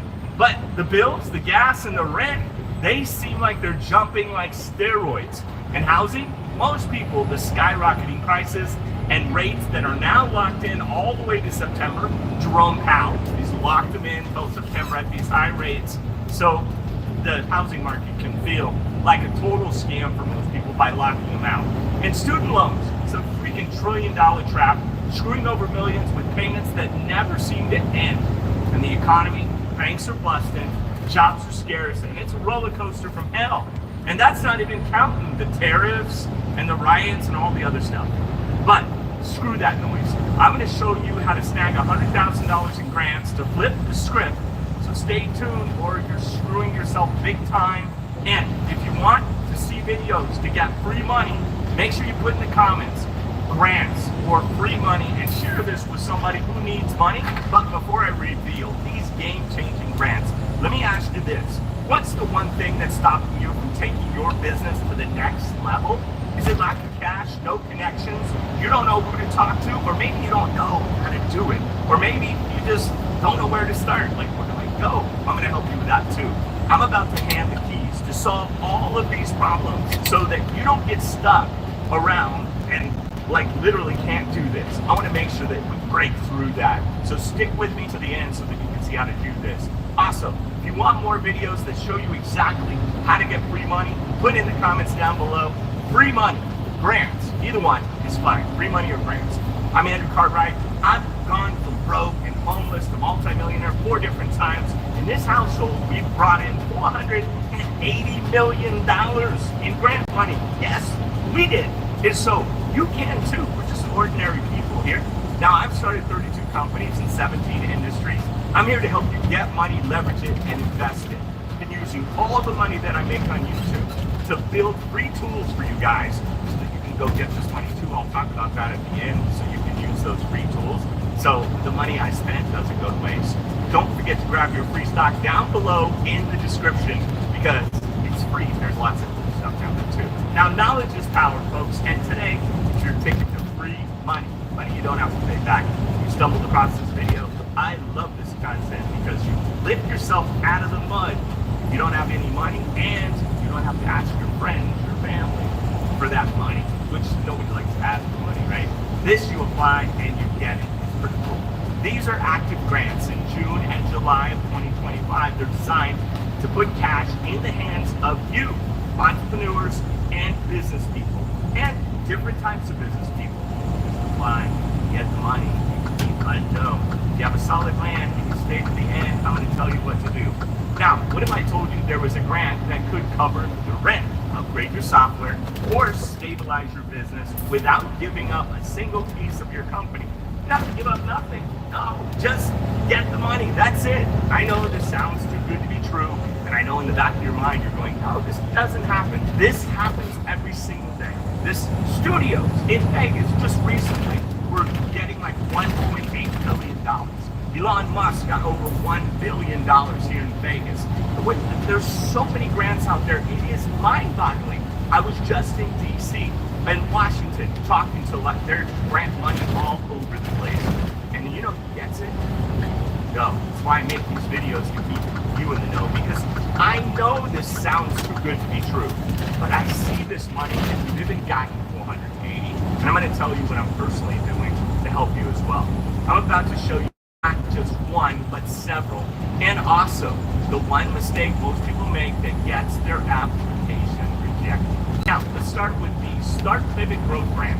It's $2,500, $2,500. It's perfect to cover your utilities, bookkeeping software, and even a month of your rent. It's a non-dilutive. But it's non-dilutive. I know it means no investors, no credit checks, just free money for your business. Just Money you do not have to pay back, that you just get to move you forward. I know it sounds crazy. You need to be a US-based for-profit business operating for at least 2 years and make $50,000 annually. You need to show also that you're serious about your growth, and then you're in. They even throw in digital planners that you can get loans, which I'll tell you about loans. There's also loans in the description if you want to get a business loan. We've got 10 different business loans. Doesn't matter what your credit is, believe it or not. We don't even hardcore your credit. Down below, capital velocity. It's crazy. Now, apply by June 30th to this grant, 2025. Don't miss out. And that's the mistake that people make, treating the application like some kind of side hustle, something that you'll get around to. Take this seriously. Act as if you're getting this money. You are getting this money. Say that. Declare it. Actually, put it in the comments down below too. If you want more videos like this, put in the comments grant or free money if you want me to make more content. And also check out Origin of Opportunity, where we do a ton of stuff over there in the community. So take this seriously, or somebody else will and they'll get the money. But hold up. $2,500 is nice. But what if you can get a lot more than that, like up to $100,000? We're talking about $100,000 for your business. Plus, on top of that, you get coaching to make sure that you actually succeed. So you can break through some of those barriers that might hold you back. But here's the catch. There's only one specific group of people, of entrepreneurs. So you want to know who they are? Keep watching, because it's Black entrepreneurs in Kansas City, Missouri. It's called the Gift Grant, and it's for you if you're out there. They offer $10,000 or $100,000 for Black-owned businesses, and you can have a partner. You can have another race partner, right? Whatever. But you need to be Black-owned by 51% to help drive the local economy. For the $100,000 tier, you need 1 year of revenue, 2 full-time W-2 employees, and there's a $25 application fee, but you get your business coaching that can change, and you can reapply later if you don't get it. Now apply early by July 8, 2025 to beat the last minute rush and protest. Show your financials and the growth potential clearly, or you're just gonna blend in with the crowd and you don't want to be there. You want to stand out. Okay? Grant for small business and Black entrepreneurs. But what about those just for veterans? About getting free money, it's about building a legacy. If you want to know the secret to standing out in their application process, I'll tell you in just a moment.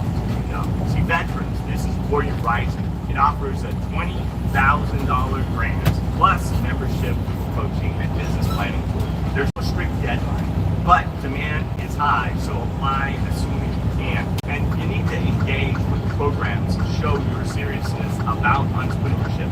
Nonprofits may face funding limits in the future, so keep that in mind as we move forward in whatever's happening in our culture, what's happening in San Francisco and LA and New York, you know what I mean, and interest rates and all the crazy stuff. See, the secret, prove that you're in for the long haul. That's the secret.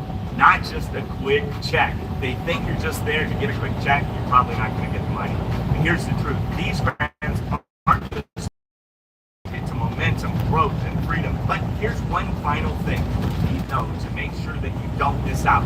Trust me, you think yourself if you skip this one. The biggest winners show up. Even if they're scared, it's okay. This can be scary. These grants are next step, and I know it can feel like you're doing something wrong because you're getting free money. But don't just watch. Apply for one of these or all of them. You've got these Start Pivot Growth, $2,500 to juice up your side hustle. The gift grant up to $100,000 for Black-owned businesses in KC, and the Warrior Rising $20,000 veteran building empires. So why only grind on these when there is so many out there? There's a grant jungle out there. Grant Velocity, I take all the money I pretty much make personally to help you get these grants, which is right here is actually your cheat code. There's memberships, there's grant research packages. You can do almost anything here and look for grants for free. You can explore all types of different funding opportunities. And basically when you're doing that, we have AI tools that'll walk through finding it and actually doing it. You just put in your email and basically you can do all this for free. Now, if you want us to actually do the research and actually do it for you, we'll research your grants. We'll even write the grants for you if you need some help. It's all part of Grant Velocity. You can do that here. There's all types of different stuff. But the cool thing is AI will do almost everything for you. But if you want some help, you want somebody to take you through the process, we're happy to do that too. We got grant writers ready to help you write grants for you to basically get this money. There is 1,639 grants is what it says. And you can get this money. You should get this money. I'm tired of the billionaires and the millionaires getting the money because they've got people that actually write it. You have the tools. I learned this when I was 15 years old. My mentor, Joey Sakosman, told me all about the grant programs and government money. That they have money to help you with overseas trade, even step grants to help you get the money to be able to develop a product, and SBIR grants and educational grants. The A&A program will even mentor you through the whole process as well for free from the SBA. So make sure you check out Grant Velocity because you don't want to miss out on this free money. Just spend a little time now.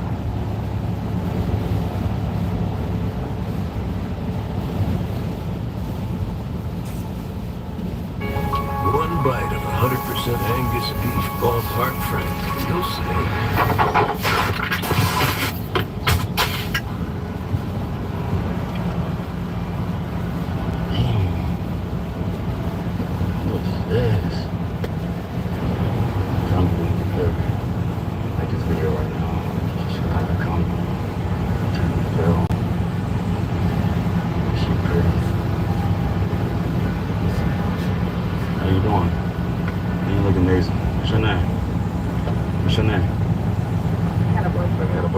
Sorry to hear that. You now got nothing to do with me. He ain't with you right now, though.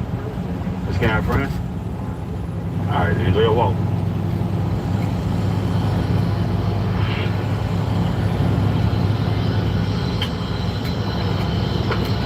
Shit, she got me.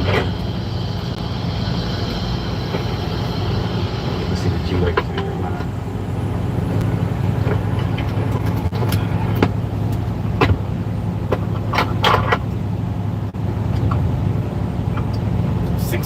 A.m. Oh, that's funny. Now she walking back now. Nah, you say you got to a man, right? Stay loyal to your man. Now these females be something else. Let's see what she got to say though.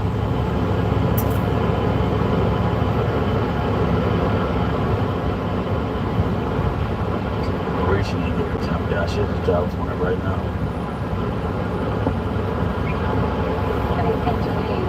By that matter, you got your man, right? I did, but, you know. Okay then. That's why you get my name. It's your car? Yeah, it's my car. One of my cars, to be exact. Yeah, but why you need my name? You got your man. I just want to know. We want my name. To get. Why that matter though? You know what I'm saying? But like, why you want to know that you got your man? How was your man feel about this right now? You talking to me right now? You don't got to know. You don't gotta know. Oh, so you do this thing on the regular? No, I don't. I'm just asking. I mean, but it seems like you say you don't gotta know. Like you be keeping things on the low or something. Or sometimes. I only have been together. I mean, what's the man? 6 months. 12 years. 6 months to a year. What do you mean? How's the range? Where the range come from? Like, is it 6 months? Or is it a year? Like, you laugh because you know it's cool. I mean. Are you trying to play these games? I just want to know. You wanna know what? Me? I do option trade. Why didn't you say that at first?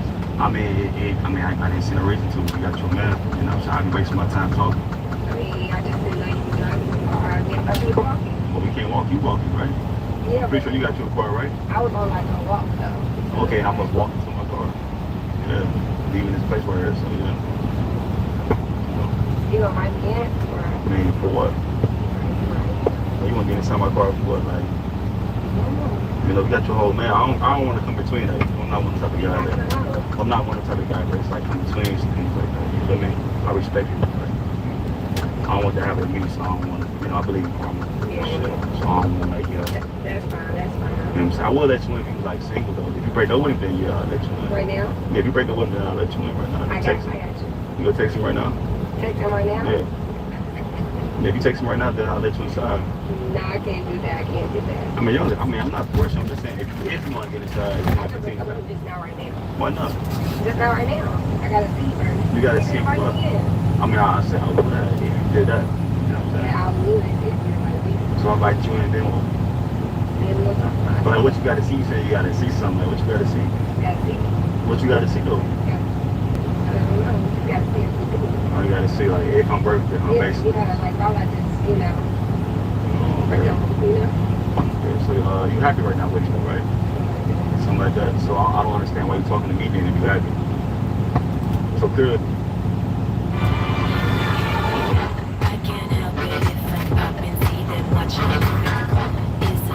Yeah, I got new show for y'all. We got a damn good show. What we got today, fellas, on live? I don't know what y'all gonna show me. But I already promised everybody a damn good show. Yeah. Oh, we ain't gonna disappoint you. Oh, okay. We ain't gonna disappoint you. I just wanna, before we get started with the video, man, I just wanna let y'all know, man, y'all doing a good job. Wow. Oh, man. Yeah, man. Doing a good job. CJ, you still got it. I have to extend your probation. I still don't trust your ass. Overtime, he passed his probation. I trust those teeth. I'm still on my, you had to extend my 90 day? You can get me those gate eyes sometimes. You like this. You looked at something. Damn, man. I've been with y'all 6 years, 7 years, man. 6 years ain't long enough. I'm just joking. What we got? Popeyes. I guess the altercation between the cashier or the manager. Walmart or chicken? Yeah, Walmart or chicken. Yeah. Popeyes, man, that damn dirty, that mashed potatoes, man. It's hard, great. Yo. It's hard. It do. I can't find Now they got good food though. Yeah, it hits hard as McDonald's' Diet Coke. That Coke hits hard. That Coke hit hard. I don't get that Coke in the grocery store. That Coke you got at McDonald's, man. I think, man, what the hell they putting in this Coke? There's some good aspartame in that. Yeah, all good aspartame. It's probably because it's a fresh bag. They don't with the syrup like this. Yeah, they make it down. They don't that's probably. It's a fresh batch. Yeah, fresh. Yeah. But it was said I guess an employee called him, the white guy, the C word. You can say cracker. That's not. And I know it don't hurt. White people got thick skin. Yeah, they're like, man, that's right. I would be ashamed of calling a white man that. Because I know what they gonna pull out that back. Oh. In the store, they pull out a full house. They were like, yo, it's like, read them and weep. full house. Bro, plus in that bitch. All right. That's hilarious, man. Let me get that. Let me get that, Joe. Let me take that. Y'all stupid. It's gonna be. You want to talk to your boss? No? You want to talk to her for her calling me a fucking cracker? And what was you saying? I called her a fucking cracker. She called me a cracker. You have a nice day. Call the cops. Call the cops. And you think I won't? The way he turned around. All you niggas think this is you fucking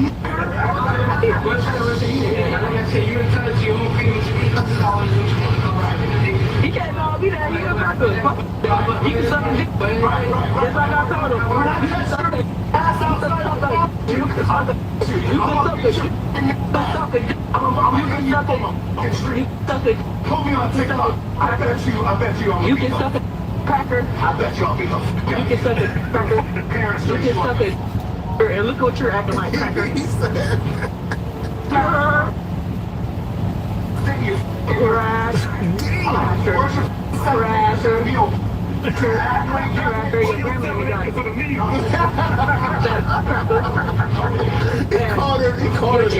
chicken getting cold, fat boy. Your chicken getting cold. Your chicken getting cold, fat boy. I'm telling you, if there was a dude talking to him like that, that'd have been a different story. Different story, man. But I never seen a white guy flip out, crash out like that when somebody called him a cracker. Yeah, because You know, I know. I never seen that either. Like, yeah. So he crashed out. Yeah, like, I see, like, when black people call the N-word, they, like, retaliate. They do something horrible, like kill somebody. And I have a conservative father, so I look at it as a man. Somebody need to teach these people impulse control. It's just a word. Yeah. You know what I mean? Then I see this dude, I'm like, man, somebody need to talk to him about that. You got impulse control. He got some impulse control. But he has the right to be upset if he started it. The fact that manager said, what she call you? She called you the C word? Did you do that? You did? You're fired. Right. But no, he was like, he didn't even care what she said. That's why he was aggressive with him. Yeah, he was. Yeah. Well, that white dude, he went too far. Yeah, that's what I'm saying. He was aggressive because the manager was calm. Yeah. You could tell the way he turned around. He said, what?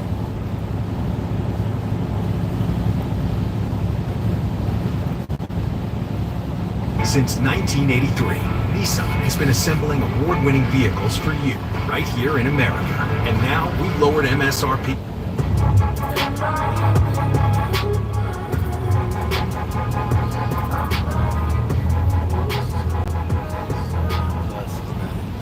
What is up, everybody? This is my 2015 Toyota Tundra that we have just finished up a full build series on over the past year and about 16 YouTube videos later. And I set out on this journey to try to build an OEM plus Toyota Tundra. I believe this is the best platform, but I believe there's a lot of flaws with this generation.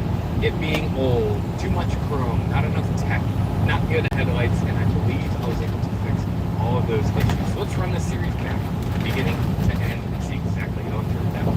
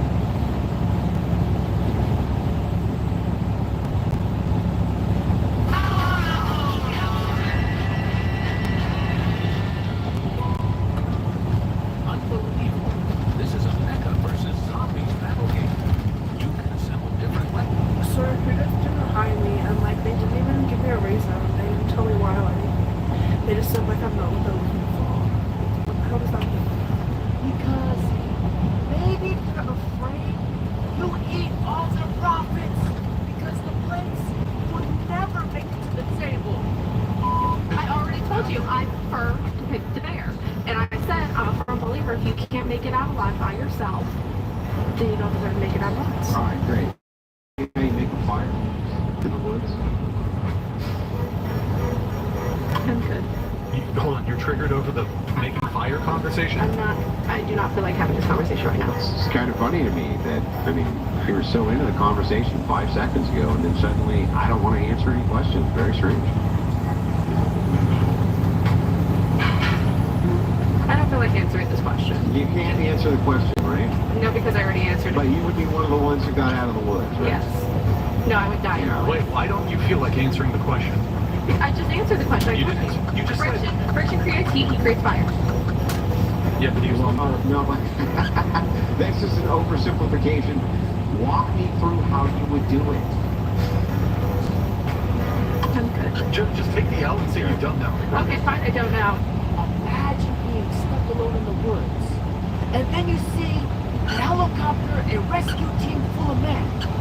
But you say, nah, I'm gonna wait for the bear. She basically said she deserves to die. Excuse me, what's that?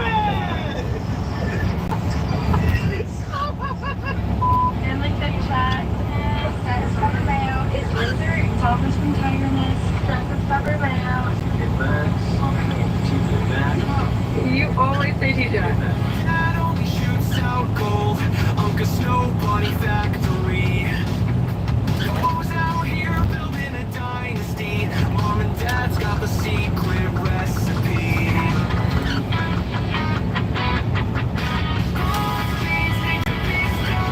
Daddy's on a hot streak like Steph Curry, so put down on Mount Rushmore.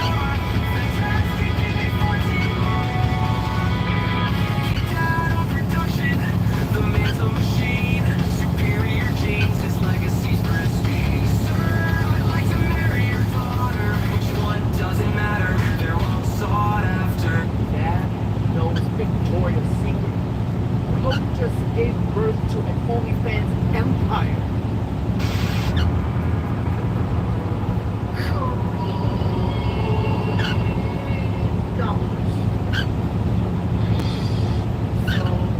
99 is the limit. You know, this is good stuff. Only if we did this in the West. Because unfortunately, in America, we are encouraged people. Meanwhile, So just want to again recognize and honor the sex worker community. I will continue to support and be an ally. All of the incredible people, the women that I've had the privilege of meeting from that community has been one of the highlights of this entire incredible experience. This is why you shouldn't look at the celebrities. Some of them are so out of touch with reality. We need to bring back shame. Horror. Do you see how you're hurting the people that love you? Stop, please. Please stop. Stop. Get it. Jane Willikers. She is literally twerking this family apart. Would you rather date a liberal or an illegal immigrant? An illegal immigrant. Why? Because at least I know that they're women. Meanwhile.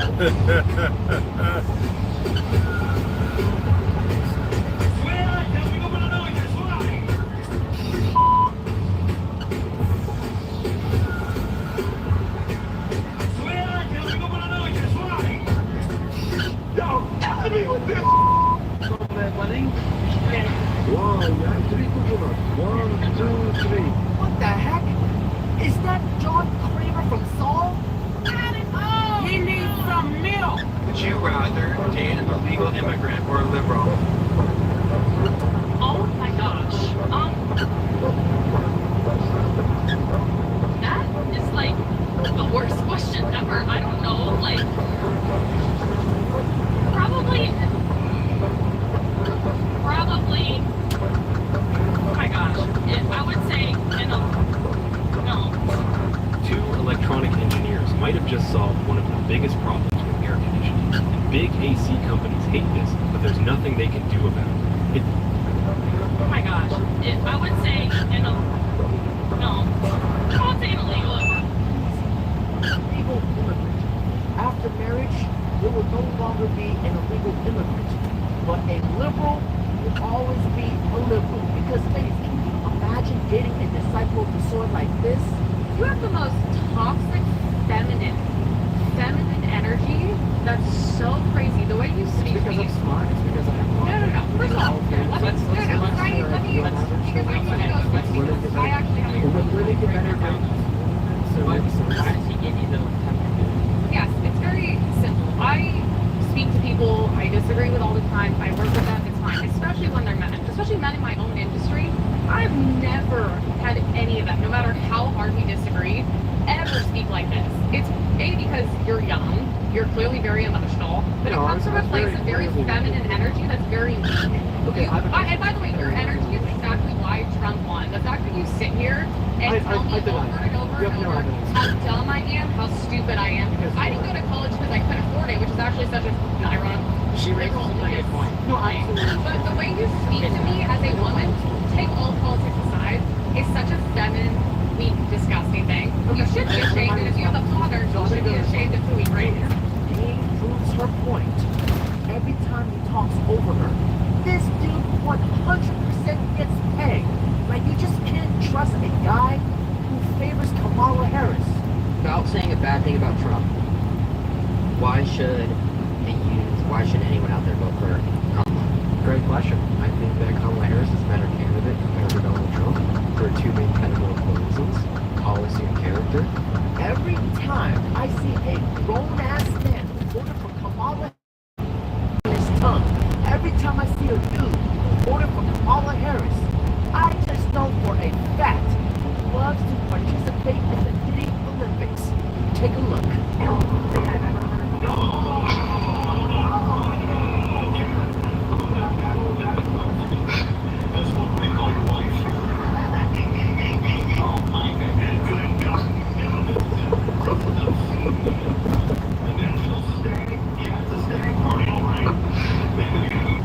What does every girl want?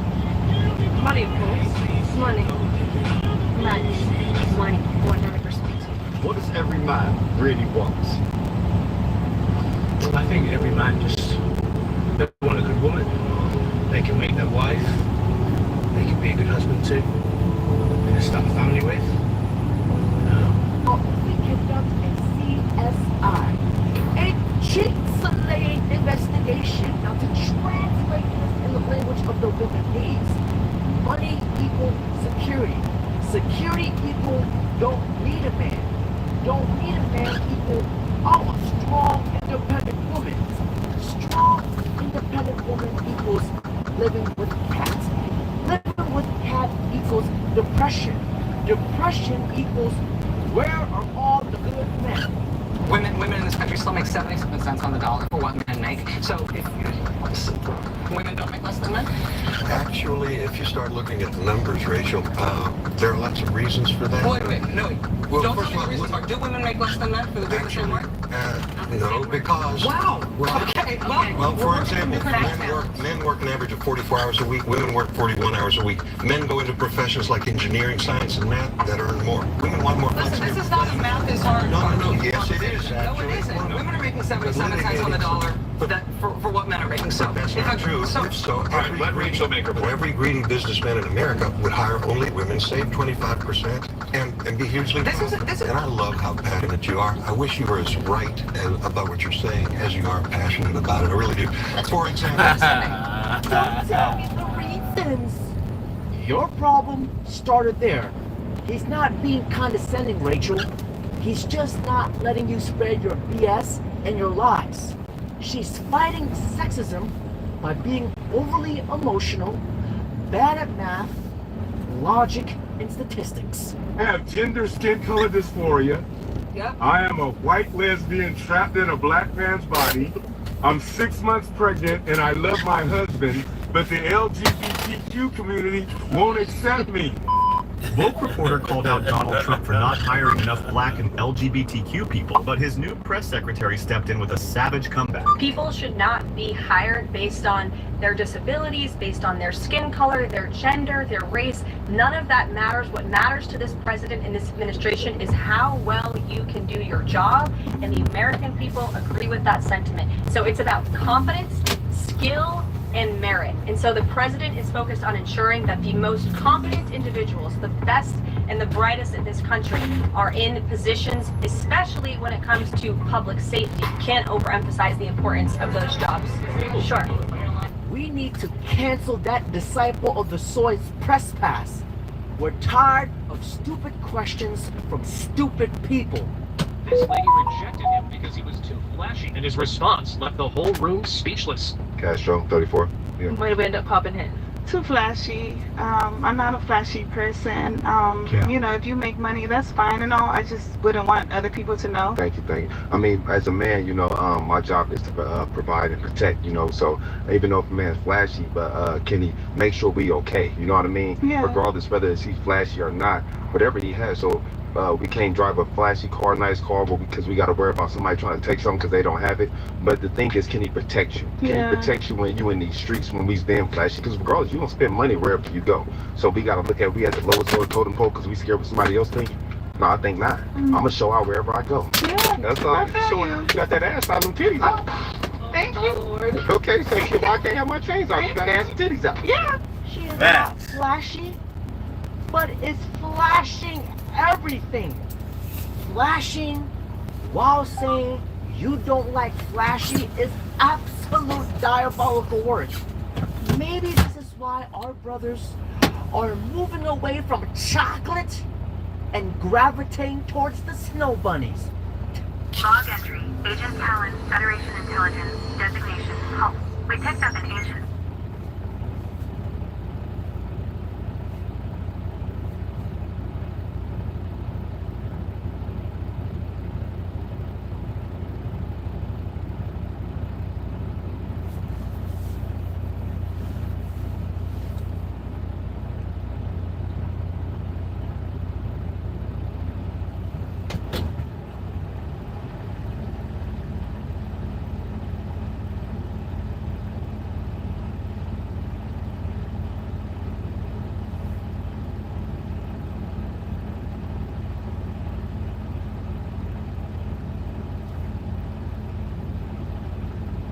Bunnies. Take a look. The Black Kings get divorced, and then what happens? They're like, we're moving on. Snow bunnies are going to clean you right out. So the snow bunnies get on top of things, and they mix, and they have this beautiful baby, and the process continues. So I do find that Black Kings often go to Black Queens first, and then they're like, snow bunny time. They'll either divorce them, dump them, and then move on. Swiftly move on, and then feel cleansed, you know. Right. Anyway, on that note, do you like my nails? They're very Christmassy. It's almost Christmas. Divorce season's around the corner, which means snow bunnies warm in January. Yes. If I'm ever talking to a nigga and he be like, what do you bring to the table? I will slam him through that bitch. There's this wise saying that goes, what offends you reveals you. Now, when a girl gets mad when you ask this question, this means she brings absolutely nothing to the table but a headache, a hole in your wallet, and a smelly fish hole. And you have the audacity to even ask for a man that's going to pay all of your bills for what? You obviously won't even bring that man peace, let alone value. You sound like a walking problem. They got coochie, Sarah. And you... Look, at this point, if he's paying all her bills, he could get that from a prostitute that looks better, sounds better, and treats him better. What does he need her for? And this is the problem. This is my problem with modern day women. You're so entitled with nothing to offer. Do you have a problem with independent women, Mr. Sue? Just in case you didn't know, and I think you do know, I think you've watched a good amount of my content. The moniker's the Saint in the Sinner. And for short, people call me the Saint. You could also call me Marquette Burton. Passive-aggressive is not something that I respect because I'm a masculine man, I'm aggressive, which is to say, if you want to come for me, be aggressive, be straightforward. and I will crush you.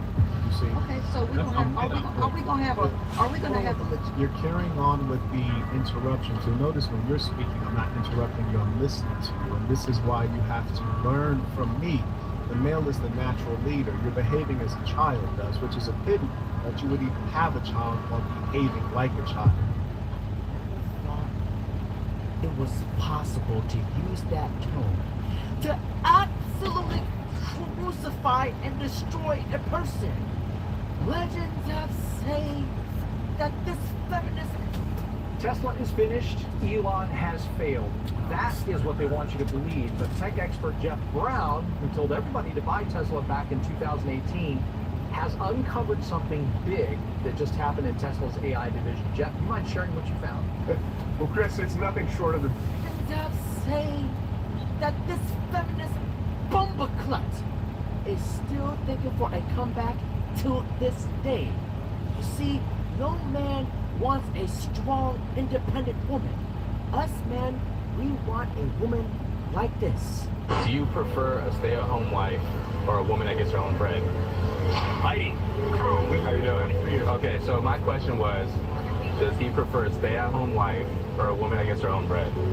Stay home. Stay home. These are my 4 kids. Well, the reason is because masculinity has to be earned and femininity has to be protected and preserved. And if you got a woman that's out working, trying to find her own bread, you gotta make sure you're a lot better. Bro, you're weak as fuck.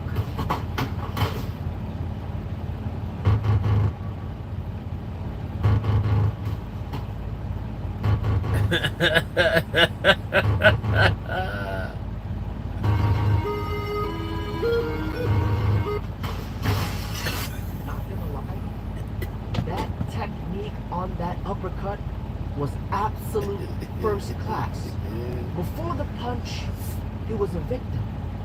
After the punch, he's a legend and a damn hero. If you hit a man, like you full on, as hard as you can, do you think that he should be allowed to hit you back?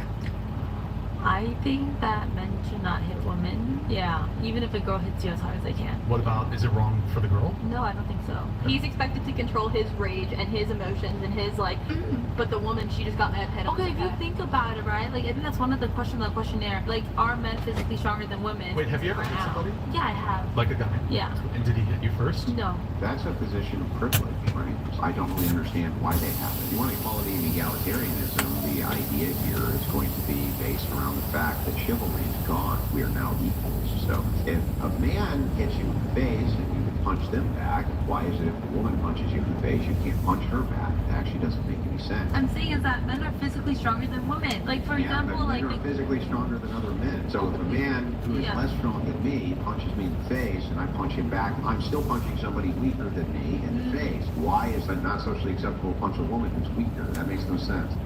I can be an abuser and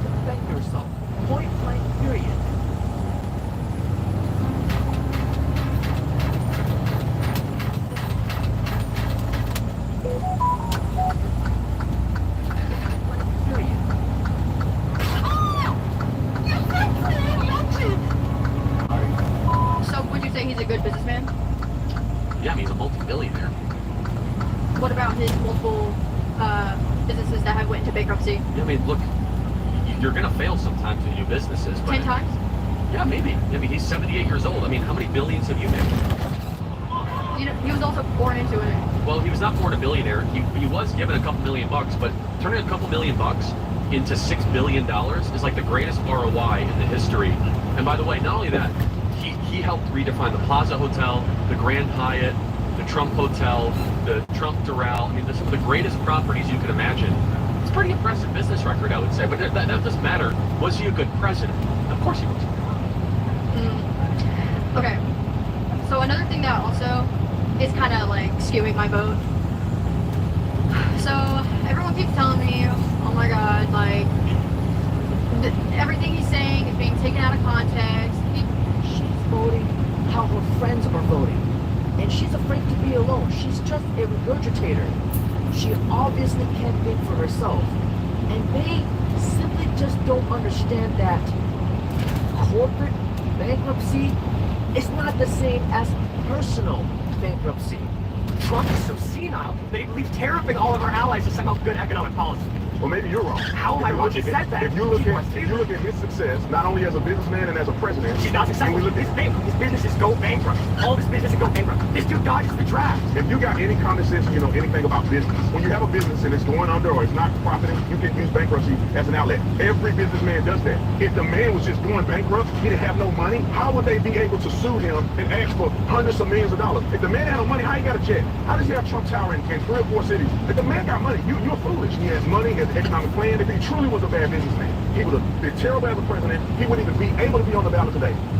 Asians do not claim him as our own. We pass him on to the transsexual and the LGBT community. This is a great example of what brainwashing does to the young, stupid mind. Like, they don't understand that failure is a part of being successful. You need to take L's before you win. Ladies and gentlemen, that's it for today's video.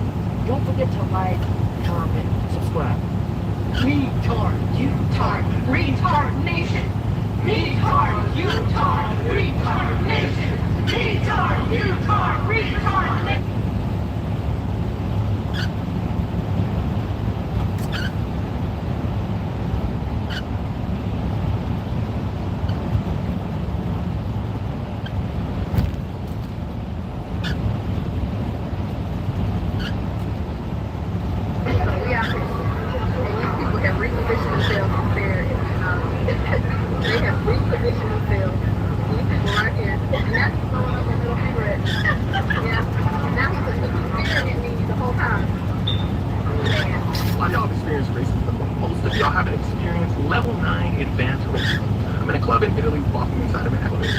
Inside this promoter, she was a woman, puts her full palm on my chest and stiff arms my black ass outside that elevator. And I'm a pretty big guy. You know how much force she had to put in that bitch to throw me out of the elevator? I'm looking inside the elevator and she has the biggest customer service ass smile I've ever seen in my life. Like she was doing my ass a favor. I think that a lot of people don't realize is that Africans in most European countries are treated like shit. But the thing that she didn't realize was, although I am African, I'm also American. So I did what any American would do, and I put my foot on the elevator, opened that bitch up, and walked right in front of her. Everyone then begins to look up at me like, hey, this monkey's bigger than I thought. She immediately begins to look down, continuing her customer service smile, and I began to cuss her out. And I'm talking really cuss her out, like saying shit I ain't never said before. Like, do you know where I'm from? Did you put your hands on me? As soon as they heard that American accent, shit flips. Her coworker loses his shit. Hey, what floor did you want to go to? I said, hey, shut up your mouth. I'm not speaking to you right now. Push 3. All of a sudden, this random man steps from the crowd and says, that is not us. That is not Italia. Everybody starts talking about, that's not Italia. That's not Italia. That's not Italia. Oh, that shit had me hyped. I felt like Rosa Parks in that. Europe and black people. Why are you going there? And then surprised they're racist. That's where the racists are made. That's the racism factory. They're ugly colors. This is where the pilgrims came from. Now, before we get into this next clip, it's quite interesting. You hear different things about how Italians are towards black folks in particular, and racism and within the country and here in the States, using words, what is it, mullions or moolies and stuff like that. And I think that that's something out of the northeastern part, particularly I think New York in the maybe Jersey area, where obviously there's a high population of Italian Americans there as well. But we find it interesting as far as that whole Italian bar, because Italians are, in the eyes of the traditional white Anglo-Saxon Protestant, Italians are looked at as ninjas, right? Just like they try to say the Irish, but Italians are still considered ninjas a lot of times, especially, what is it, the Southern Italians and the Sicilians? Hey, I'm just saying. But if you go back through history and you look at some of the first people in Italy, or the founders, were people of darker complexion and or Africans.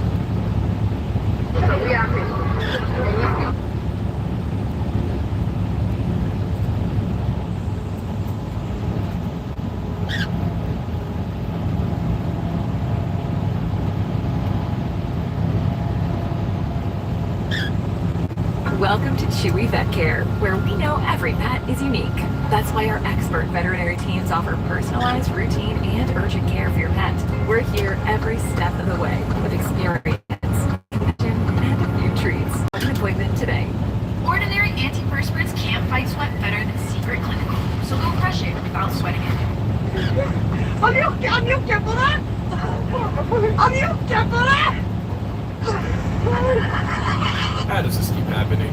All you did was go bird watching with your friends to hopefully learn more about the world around you. Instead, all you've learned is that life, not unlike this bird, comes at you fast. That's how you end up with an aggressive hook on your back. And yes, that is a Shinobu pigeon's other name. He's not the only victim. There's an uncomfortably extensive history of birds of every feather trying to make two beasts with one back together, with humans, including the biggest birds currently walking the earth. The rabbit hole of illicit avian liaisons goes way deeper than even I was expecting. If I had a nickel for every time a bird would make a man his wife, that amounts to more sense than a man that just sits there and lets it happen. What you're gonna learn is the chance a down bad dinosaur tries to finish with a magical weapon is low, but it's far from zero. But sometimes it's not the bird's fault. Parrots are a lot like us. They're highly intelligent, they can talk, and they have erogenous zones just like humans. Think of the 7 scene from Friends. The problem is, if you pet them the wrong way, they will feel some type of way. It's been said that you should only ever pet your parrot above the neck. The beak, the cheeks, the top of the head are all okay. The wings, the back, the belly, and the chest should be avoided, since those are spots only their mate in the wild will touch. Not only can touching them turn you into your parrot's mate in their eyes, it also trigger hormonal imbalances, along with behavioral issues like biting, screaming, feather plucking, excessive self-service, and even self-mutilation. In fact, in some cockatoos, it can even cause cloaca prolapse. Don't move. It goes beyond just leading a bird on. Starting its engine with no destination can be a blight on their health. In the words of Deadpool, they're about 80% G-spot, and they will let you know about it. If it's not by hip thrusting your head, it's in the form of regurgitating in your ear to show their affection. In this case, it's not the bird's fault. In fact, there was one creator who went out of her way to repeatedly touch up her parrot because she thought it was fun. The whole time she was getting molested with no overachieving that time. But there is one parrot that needs absolutely no help getting excited by humans. And you'd think this struggle parrot would pass after already getting railed by evolution. The kakapo is an indictment against all birds. Kiwi muppet with wings too short to soar and body too fat for flight. Their keel and the breastbone shy being able to fly. The kakapo also regularly forgets that they forgot how to fly. Researchers witnessing startled kakapos run up a tree and jump, only to remember gravity and fix it on the ground. They also only breed once every 2 to 3 summers, and mothers have been known to accidentally crush eggs in the process. Safe to say that underachieving avocado chicken has nothing positive going for it. Or at least they did, until humans introduced unnatural predators to their homeland. The result is that today, there's currently 240 green dodos alive and living in a few tightly controlled islands in New Zealand. But the big issue with being on nature's no-flight list is how kakapos even find them. The answer is that they'll dig a bowl-shaped depression in the ground and make deep booming handles and advertisements. The good news is these calls can travel up to 3 miles away. Bad news is they gotta make these booming booty calls 8 hours a day, every day, for up to 4 months straight. And worse, like all dating apps, sometimes all they attract is a predator. So as you can guess, a lot of kakapos end up mateless and dateless. And with a carbon-colored bowling ball living for up to nearly a century, that is a lot of romantic buildup. So much that scientists have witnessed them trying to make interspecies spanky to a seabird, a fallen tree branch, and even an extra curvy piece of driftwood. And there's another problem. In 1997, one kakapo was born in the bird sanctuary on Confish Island, but was hand-raised by humans after nearly dying to a sickness at 3 weeks old. The parrot would survive, but would imprint on humans and show zero interest in his own. In fact, he would only direct his booming invitations to humans. This This made him a poor breeding parent, but an excellent ambassador for his injured peers. And in 2009, zoologist Mark Carradine would visit Codfish Island to help shed some light on the species. In response, Rocco the kakapo would proceed to violently mate with the back of Mark's head, one would then immortalize both of them. Yes, that's where the shagged by a rare Franklin came from. And Mark wasn't the only one. You see, Sirocco was a certified goon. He would even set up shop by an outhouse. Any human looking to relieve themselves would be chased by the fella looking to be the same, to the point where they had to put a fence around the loop. If Sirocco was anything, it was persistent. Scientists tried to take advantage of his preference with that. That is a bucket hat. The B in added F is assigned to capture Sirocco's liquid daycare to use to help further the kakapo population. The problem is, where most birds only need a few seconds to get their rocks off, kakapo coitus can infamously last an hour. So, it didn't work. Sirocco barely cooperated, and Helmet now resides in the New Zealand Museum. But kakapo numbers are on the rise, Sirocco's still alive and well, and Mark will surely never work Green around Baby the parrot again. But that wasn't the first time a sexually explicit hat was used to save a species.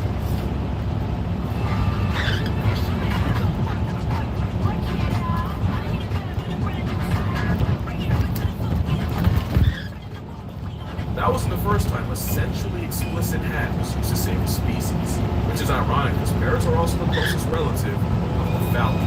And in the 70s, the peregrine falcon nearly got wiped out in America thanks to the widespread use of the infamous pesticide DDT, this chemical within the eggshells of the falcon, making them brittle enough to break when the parents would sit on them. The peregrine population would nearly flatline from about 4,000 breeding pairs down to only 324.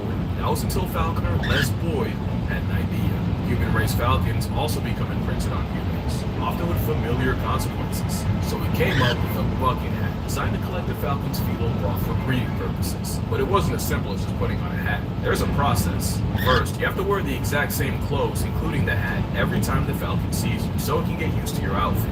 Then you'd really have to get in your bag by mimicking the female falcon's vocalizations, and even bobbing and bowing your upper body like a she-bird would. You'll know the falcon's catching feelings when he starts doing ledge displays and delivering food to you, which, of course, you have to accept. Eventually, time comes to collect, and that involves a male falcon flying past your head multiple times until eventually landing on your head and proceeding to make love to your headwear. But there is no one and done. You have to repeat the falcon fornication process 2 to 3 times a day for up to 3 months straight. And remember, falcons are monogamous, so you're committing to a lifetime of skull bashing. Boyd's work wouldn't go wasted, as today, there's over 3,000 pairs of breeding peregrines in America, and most wild falcons in the U.S. are descended from those captive, potentially head-humping birds of prey. And you can thank the dedication of those falcon enthusiasts, so hats off to them, figuratively. But it wouldn't have been possible without the bird's proclivity for getting the hots for humans. In fact, science might actually prove it. In 2002, a study found that chickens might have the same preference for human faces as we do. What had happened was scientists trained 4 hens to respond to the average human male face and did the same for 2 roosters, except with the average female face. They did it by taking 35 male faces and merging them to create the average male face. And again, they would show these chickens green, and the hens would be rewarded with food, pecking on the male face, and the same with roosters for female faces. They did this until chickens could get it right 3 out of 4 times. Then the test actually started. This time they used 7 faces, the average male face here and the average female face here. And they combined those 2 faces to create the average human, along with 2 faces with exaggerated female traits here and 2 exaggerated male faces here, meaning the faces would get more feminine as you move to the right. And they would show one of the 7 faces to the chickens at random. This time, they recorded how many pecks each female. Think of it as like a poultry approval rate. At the same time, it took 14 college students and had them rate those same faces on a scale from 1 to 10. By taking the human ratings and the chicken pecks, they found that humans and chickens had virtually identical answers, meaning the faces that the humans found the most attractive with no training were the ones that got the biggest reception from the chickens. But while it's interesting, it doesn't exactly prove that chickens want to bone people. But one study proved exactly that. For the biggest birds on Earth in the early 90s, a study was done to explain why ostrich farms in the UK were producing less eggs. Even though farmers swore the dino-birds displayed courtship behavior every time they checked, well, it turned out the ostriches were more attracted to people. In the study published by British Poultry Science, 70% of the birds in one farm had displayed to humans. That display resembles an arousal user. It means the Jurassic drumstick wants to deliver 10 honest inches of ostrich sausage. In fact, it was believed the males spent so much time trying to solicit another species that it led to them being rejected by their own. Even if they did it, it was proven that the ostriches got more frisky when there was a human around to watch. Just being a person with a pulse makes you very tight. I'd like to add that male ostriches can be up to 9 feet tall and weigh 300 pounds with life-canceling claws. That's more than workplace harassment. That is a death threat. It's even a threat to the ostriches, because according to Dr. Charles Paxton, the more they yearned for humans, the less they knew what to do with their own. One male nearly broke his leg trying to top a female away. And that's not the only rat tat on record trying to ravish a human. Emus get the same problem, with human hand raising, leading to leave emus liable to assault a person. One man, Des Fallon, even learned how to attract emus by laying on his back, pedaling an invisible bicycle, and sounding like a half-expired cat. Somehow that brings all the birds to the yard. And yes, it's proven to work. Some say it mimics an injured animal and piques their curiosity, but some men have nearly been amusculated in that same position. Either way, this method seems to work on 8 out of 9 emus. Bunny in the back wasn't happy. But there might be another explanation, one that could be a personal problem for me. There's another theory that says emus are attracted to blacks and blues, and it's because when emus are romantically open for business, the skin below their eyes and on their necks turn a bright blue. Also, the males are the prize, because in emu culture, the females court the guys. Well, my favorite color is blue, and I wear black every day of my life. So it's possible the combination could make me look like a receptive female, which could be a problem, since emus will make moves on humans, even if they already have a mate. So while it's rare, the chances an amorous Australian outback turkey turns you out isn't zero. Speaking of turkey, I was once told by a hunter friend that you never want to wear bright colors like red, white, or blue. I thought it was because you might get the attention of a goblin. Turns out it's so you don't accidentally get tattooed. The turkeys are also on morally questionable timing. Martin Sheen and Edgar Hall of Penn State conducted an experiment where they took a taxidermy female turkey to see how many features they could remove before the males rejected. Well, they removed the tail, the feet, and the wings, all until there was just a disembodied head. That didn't stop them. And it turns out goblins prefer a bodiless head over a headless body. And it's believed it's because the head is the only thing the male sees after they mount a female. Literally because their fat, pudgy body blocks the rest. So basically, no head is a no-go. The whole bird attraction thing might just be a matter of visual cues. Penguin is a great example, and another bird with highly questionable mating behavior. So much that Dr. George Levitt's studies from spending an entire breeding cycle around Delhi penguins was vaulted for nearly a century for how traumatizing the things he witnessed were. But on a wholesome note, it's believed that because penguins have no natural land predators, they're not only fearless around humans, they see us as bigger, popular penguins. And it's half true. They have to worry about aerial assaults from seals and petrels, and in the water, they're a leopard seal luncheon. Now, this doesn't apply to all penguins. The Antarctica wildlings are definitely bolder from living in a freeze-dried desert, but it's very possible for penguins to form attachments to humans. Like this famous video of Cookie the blue penguin cuddling up to people and laughing while doing it. It's adorable. Yeah, I'm really sorry for this. That penguin is 100% trying to mate with that man's hand. In a couple seconds, and it would have been cookies and cream. So a penguin excited to see you is most likely trying to get one off on you. If you don't believe that, penguins have been recorded making love to the ground. To completion. But this is all nice. The question is, can a bird fall in love with a human? I don't know. But one came close. This is the white-named crane, Mongolia and Northeast China. Next to the Lost Mill wetlands, they're one of the rarest cranes in the world. Only a couple thousand in the 90s. Luckily, Chris Crow and his wife Walnut would become a beacon to the crane cause. Except Walnut was actually a white named herself, and her story reads like a screenplay. Walnut was born in 1981 as part of the International Crane Foundation, a foundation where humans help raise crane chicks for the wild to help boost the population. Walnut would provide a negative contribution to the census, as by age 23, she had no children and had allegedly birthed 2 males, with 2 suitors found with their bellies sliced open by claws. Allegedly. The theory is some crane chicks wake up choosing symbol sign and try to kill each other and have to be removed and separated. It is believed that this was the case with Walnut, and all that isolation around just humans meant she imprinted on humans. This also meant that Walnut would be condemned to live a life alone, no chance at ever having children. Well, I also told this crane and a crow. This crow had worked with California condor and wolf introduction programs. In 2003, landed in Patuxent, where he found to raise the world's rarest crane, the whooping crane. But the whooping crane work was only seasonal, so he was eventually offered a full-time crane keeping position at the Smithsonian Conservation Biology Institute. He took it, and his first avian assignment was a genetically valuable crane that was born in Wisconsin, transferred to Denver, then to Cincinnati, and finally in 2004, the Smithsonian. That's when Chris Crow met a crane named Walnut. Like a true baby, Walnut gave Crow zero love, growling at him and flashing territorial displays at him like a full-body middle finger.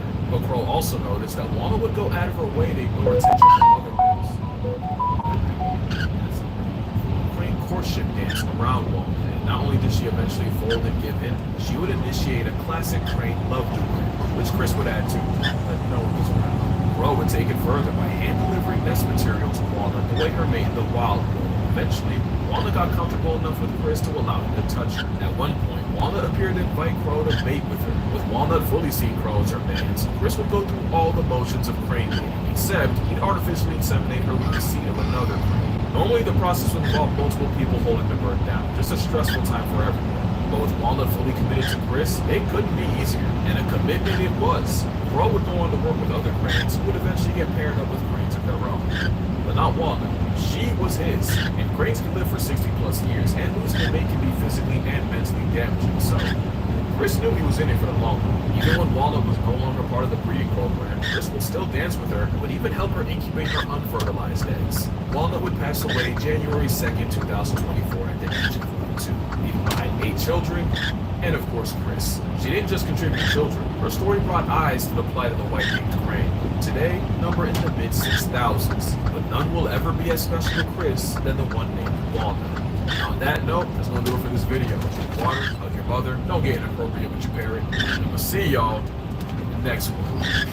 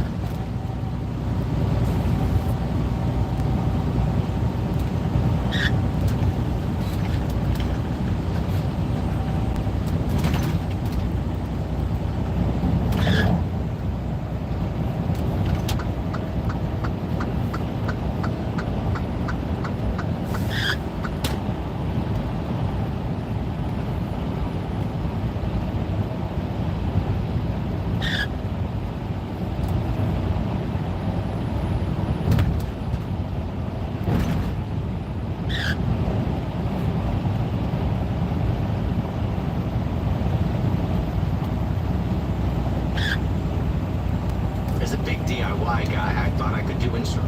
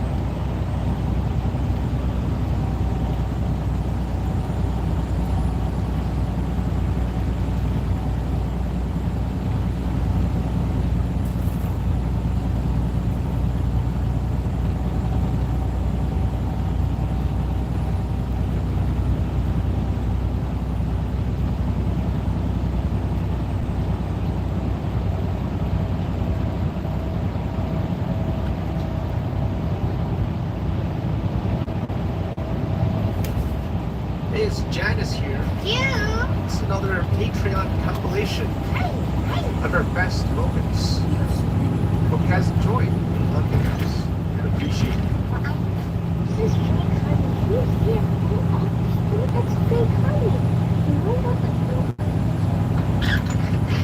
It's you. Wow, that's a good diversion. I see that coming like miles away. Why is this recommended to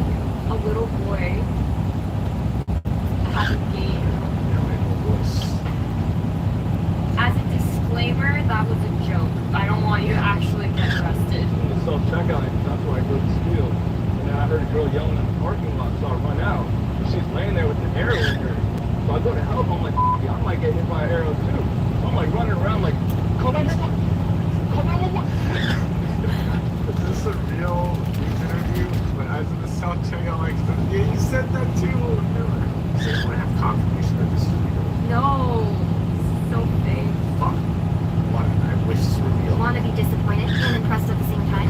Sure. The time it takes me to solve the Rubik's Cube is about the same as I last admitted. Well, I can do anything. The Genie would be very quick. It would be over in a flash. The Rubik's Cube. The Genie would bust. Like, minute 30, you know. There's nothing left. How fast? On the Rubik's Cube. Oh, yeah? Same thing. Some homeless motherfucker just offered me a pair of white sunglasses if I eat his peach. Y'all stay safe out there. Wait! You're in a threesome with your homie and his sister and he starts eating your ass. Okay, Peter, just stop. It's me. Wait, hold on. Hold on, there's two. Are you a homie and a sister?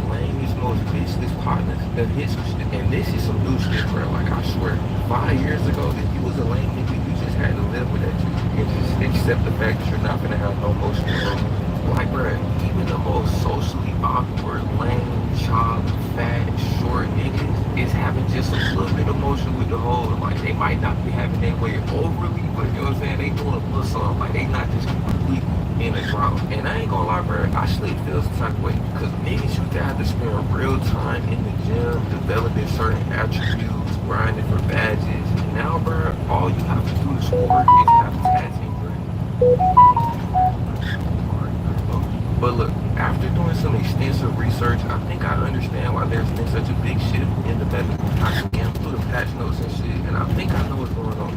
But before I explain to y'all why the games come so easy, y'all already know, bro, I need y'all to go ahead and like the video. Now I know it's at least one nigga out here thinking to himself, why should I like the video? Which really is some hate ass shit, like, bro.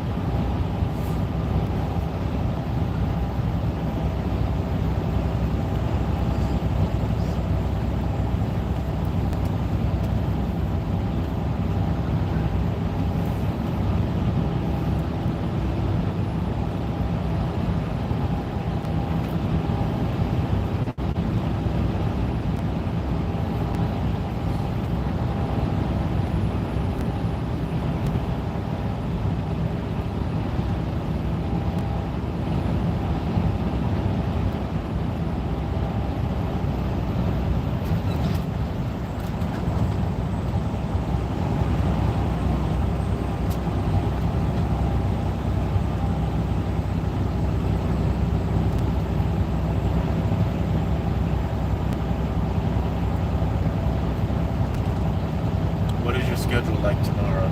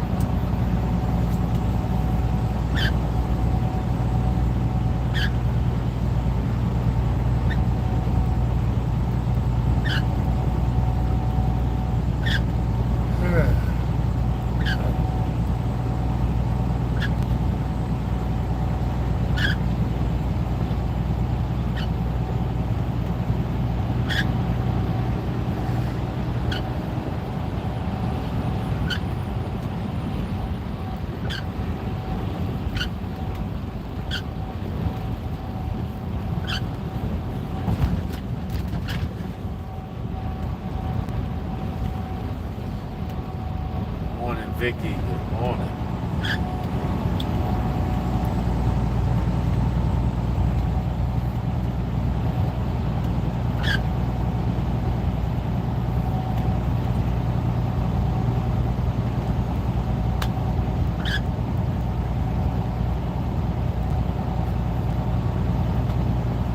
Oh, man.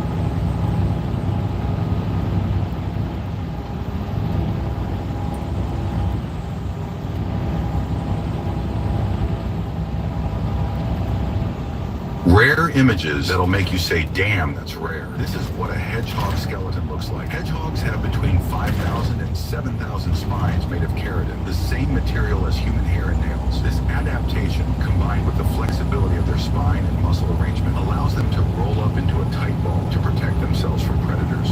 This is a malachite, a vibrant green copper carbonate mineral that was used as a pigment in ancient times and is still valued for its beauty and unique properties. Its green color comes from the copper it contains. Dragon-headed caterpillars are known for their distinctive dragon head helmet with 4 horn-like projections. They can also be a bit dangerous due to spines on their head that can stick like barbs and release a toxin, creating a sting similar to a bee's. The Shadowless Church in Chengdu, China, is a striking architectural marvel designed by Shanghai Dachuan architects and recognized as an architectural landmark for its distinctive design. Cockroach farming involves breeding cockroaches in controlled environments, primarily for use as food, animal feed, or ingredients in traditional medicine. Large-scale cockroach farms, especially in China, utilize waste materials like kitchen scraps to feed the cockroaches. These insects are processed in various ways, including boiling, drying, and crushing for use in different markets. A trapped miner wrote this letter to his wife before dying in the Fratterville mine disaster of 1902. Pause if you need to. These whiskey bottles are being hand-dipped in wax, a process called wax dipping or bottle sealing. Wax adheres to the item, cools down, and creates a coating on the item. In the past, this technique was used with spirits and wine bottles to protect the corks, as well as providing tamper-proof evidence. Do you know who owns the nose? I guess nobody knows. Get it? I have never seen an animal as sassy as this foal. Foals, or baby horses, are incredibly adaptable and grow rapidly. They can stand and even gallop shortly after birth and reach almost 90% of their full adult size within their first year. Foals are born without a full set of antibodies, but their mother's milk provides them with crucial protection. The bagnak is a historical Indian weapon based on the claws of a tiger. It was used by soldiers and thieves, and there was also a poison variety for assassins. It can either be fitted over the knuckles or worn against the palm. This is Sadiki, a 19-year-old silverback gorilla being prepped for a routine cardio checkup. Much like humans, male gorillas are prone to heart disease, so they need to be closely monitored. This is a very rare Miyama stag beetle. It is a bilateral gynandromorph, and the length of its mandible is different on each side. The right side, being a male, is bigger, and the left is smaller, being female. A video captured the moment a volcano called down a cascade of lightning to its vent. A truly awe-inspiring display of nature's magnificence. The insane length and girth of this saltwater crocodile. I definitely wouldn't touch something that big. Pause. The incredible flexibility and precision of gymnast Eva Volpe. Also, did you know gymnastics is one of the oldest sports, originated in ancient Greece, and was used to train men for war? Rare images that'll make you say, damn, that's rare. This is what a hedgehog skeleton looks like. Hedgehogs have between...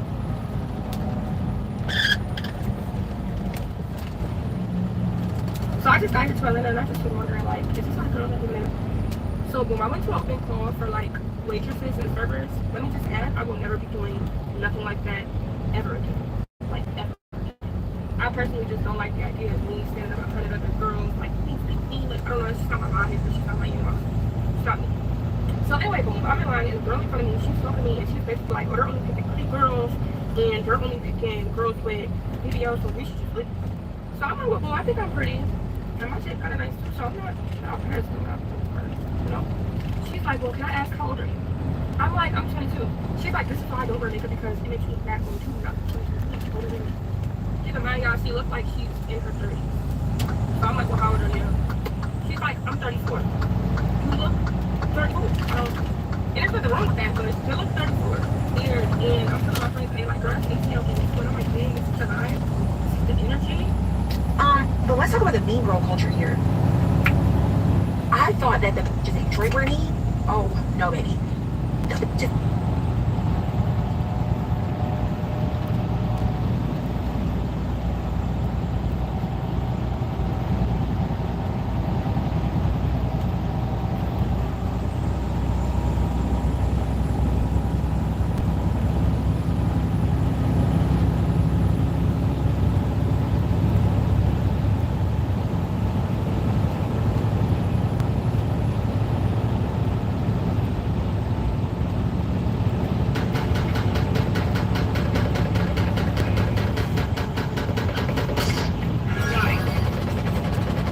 dust.